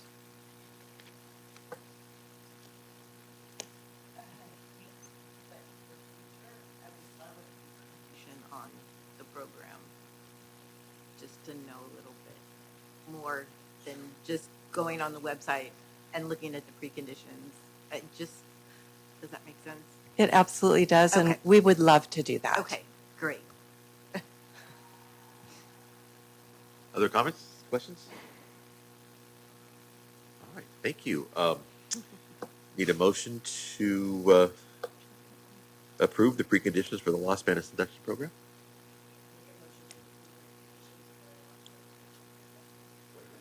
We got a we got a motion by member, getting late. Got a motion by member Moran, seconded by member Lieb to approve the preconditions for Los Banos induction programs. Further discussion? All right. On to roll call. Tina? Mrs. Gattuso? Yes. Mr. Lieb? Yes. Ms. Moran? Mr. Munoz? Ms. Smith? Yes. Ms. Valadao? Mr. Pereira? Yes. Thank you. All right, item passed, 6 yeses, no nos, and 1 absent. Thank you very much. Thank you. All right, on to bid approval for portable classrooms and restrooms building, item J. Ms. Monday, thank you. Good evening again. It is recommended that the Board of Trustees approve the purchase of one 20 by 4 classroom and one 12 by 40 restroom building for the Pacheco High School CTEIG farm project under the provisions of the Santa Cruz City Schools Facilities Services piggyback contract. Contract. Comments, questions? Go ahead. One comment I want to make is that it's sad when a bathroom costs more than a classroom. It does, but there's a lot of extra I know. work than just I know. the It's still the sad. walls and the floor. It's still sad. It is sad. Yeah. All right, any other comments or questions? If not, I need a motion for this item.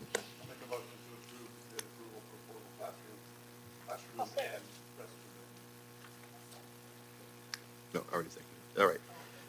So we had a motion by member Lieb, seconded by member Smith to approve the bid approval for the portable classroom and restroom building for Pacheco High School. Tina, roll call, please. Mrs. Gattuso? Mr. Lieb? Ms. Moran? Mr. Munoz? Ms. Smith? Yes. Ms. Valadao? And Mr. Pereira? Yes. Item passes 6 yeses, no nos, and 1 absent. On to item K, Technicon Engineering Amendment Number 1 for the TK Center. It is recommended that the board approve amendment number 1 to the professional services agreement between Technicon Engineering Services Incorporated and Los Banos Unified School District for the TK Center project. Comments, questions? Seeing none, motion, please. Make a motion to approve the Technicon Engineering Amendment number 1 for the TK Center. I'll second that. All right, we got a motion by member Lieb, seconded by member Gattuso to approve the bid for the wait a minute, that was ring the wrong way. For the approve the Technicon Engineering Amendment Number 1 for the TK Center. Get my comments here, my sections mixed up here. Tina, roll call, please. Mrs. Gattuso? Mr. Lieb? Yes. Ms. Moran? Mr. Munoz? Ms. Smith? Yes. Ms. Valadao? Mr. Pereira? Yes. Item passes 6 yeses, no nos, and 1 absent. On to item L, Teeter Incorporated Amendment Number 1 for the Baltimore modernization. Say that fast. It is recommended that the board approve amendment number 1 to the professional services agreement between Teeter Incorporated and Los Banos Unified School District for architectural services for the Volta modernization project. Mr. Lieb. Question? Oh, it was blinking here. All right. That was an old one. All right. Are there comments, questions, motion?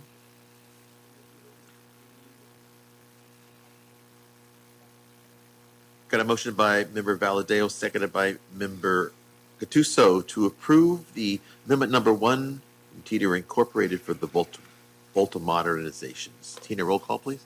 Mrs. Gattuso? Mr. Lieb? Ms. Moran? Mr. Munoz? Ms. Smith? Yes. Ms. Valadao? Mr. Pereira? Yes. Thank you. Okay, on to item M. Again, Teeter Incorporated, amendment number 1, but for Los Banos High School modernizations. It is recommended that the board approve amendment number 1 to the professional services agreement between Teeter Incorporated and Los Banos Unified School District for architectural services for the Los Banos High School modernization project. Again, board, any questions, comments? Seeing none, I need a motion, please.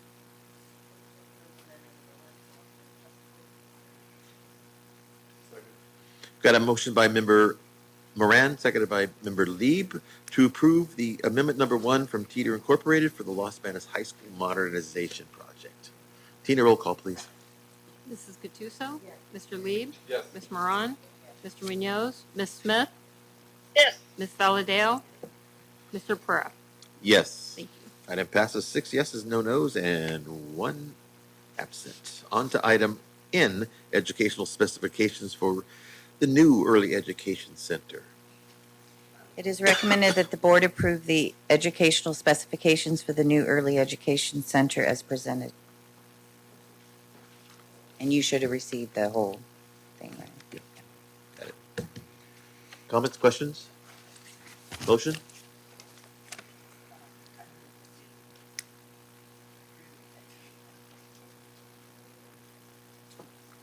Got a motion by member Gattuso, seconded by member Valadao, to approve the educational specifications for the new Early Education Center. Tina, please, roll call. Mrs. Gattuso? Mr. Lieb? Yes. Ms. Moran? Mr. Munoz? Ms. Smith? Ms. Smith? Oh, yes, sorry. Ms. Valadao? Mr. Pereira? Yes. Item passes 6 yeses, no nos, and 1 absent. On to item O, Odell Planning and Research Incorporated Amendment number 3 for the TK Center. It is recommended that the board approve amendment number 3 to the professional services agreement between Scott Odell Planning and Research Incorporated and Los Banos Unified School District for the TK Center project. Comments, questions? Seeing none, need a motion, please?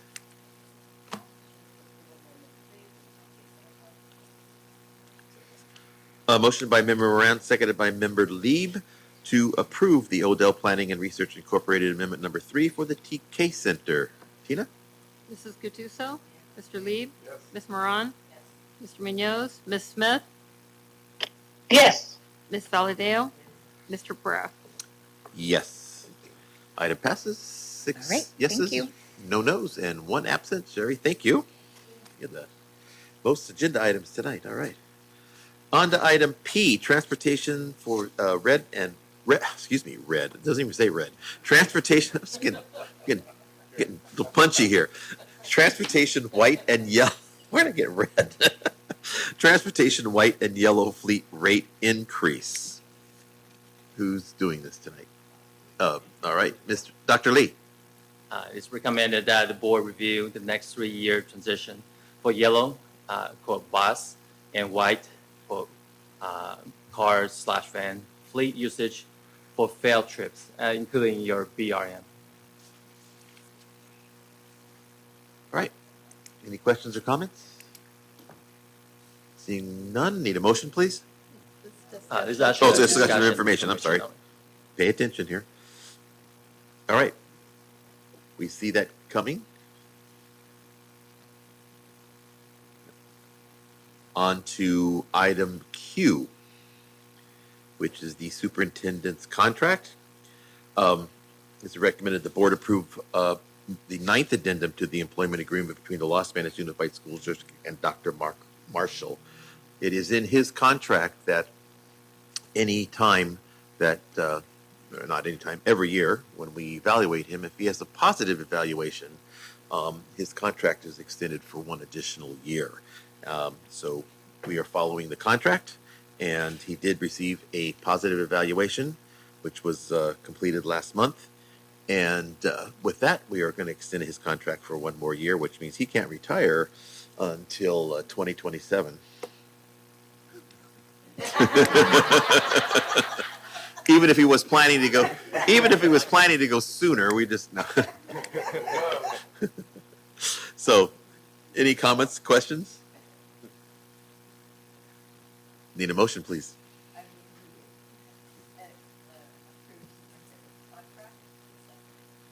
All right, we have a motion by Member Moran, Member Gattuso, seconded by Member Moran, to approve the ninth addendum to the superintendent's contract. Tina? Mrs. Gattuso? Mr. Lieb? Yes. Ms. Moran? Mr. Munoz? Ms. Smith?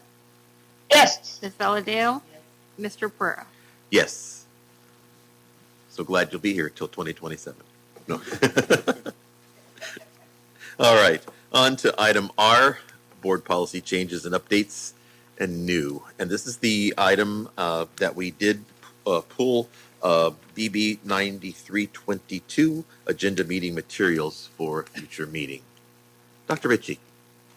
It is recommended that the board declare its intent to adopt the following mandated updates. AR 1312.4 Williams Uniform Complaint Procedures, EPDF 1312.4-E Williams Uniform Complaint Procedures, BP 3270 Sale and Disposal of Books, Equipment, and Supplies, AR 3270 Sale and Disposal of Books, Equipment, and Supplies, BP 5123 Promotion, Acceleration, Retention, AR 5123 Promotion, Acceleration, Retention, BP 5145.3 Non-Discrimination, Harassment, BP 6116 Classroom Interruptions, BP 6142.2 World Language Instruction, AR 6142.2 World Language Instruction, BP 6142.3 Civic Education, BP 6142.5 Environmental Education, BP 6142.92 Mathematics Instruction, BP 6142.93 Science Instruction, BP 6142.94 History Social Science Instruction, BP 6162.5 Student Assessment. Any questions, comments? Need a motion, please? I'll make a motion to approve board policy changes, updates. All right, we have a motion by Member Lieb, seconded by Member Valadeo, to declare our intent to adopt the board policy changes that he just went through for first reading. I would read them, but there's a lot. So, no more comments? Tina, please. Mrs. Gattuso? Mr. Lieb? Yes. Ms. Moran? Mr. Munoz? Ms. Smith? Yes. Ms. Valadeo? And Mr. Pereira? Yes. Item passes 6 yeses, no nos, and 1 absent. Dr. Ritchie, thank you. It's a heck of a lot of work that you put into that. Those are needed and appreciated that all of those are going to be updated finally, because it's been a while. Thank you very much for all your work on that. Okay, item number 12, consent calendar. Are there any pulls tonight? All right, seeing none, need a motion, please.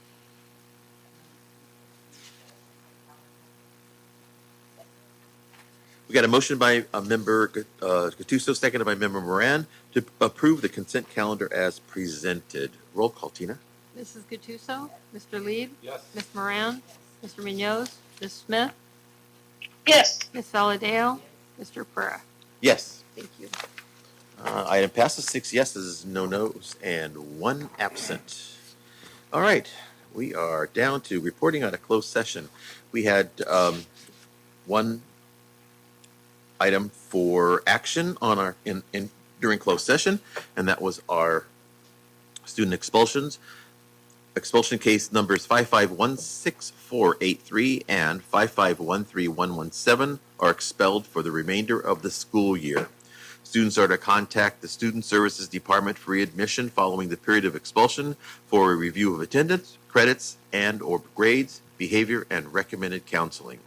All students are referred to Valley Community School. Motion by Valadeo, seconded by Member Gattuso. 6 yeses, no nos, and 1 absent.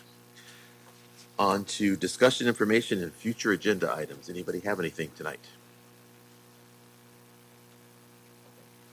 Seeing none, we finished our closed session information, so we are not going back into closed session. And with that, I want to wish everybody, here we go, Merry Christmas, Happy Holidays, Happy Kwanzaa. What's the other one? Happy Hanukkah. Yes, I knew I forgot one. There's one in there. So however you celebrate the season, enjoy. I want to wish you all a happy, healthy, and prosperous new year. See you in January. Good night, everybody. Thank you, Marlene. Good night, Marlene. Have a great time. Thank you. You ready? Good night. Bye-bye.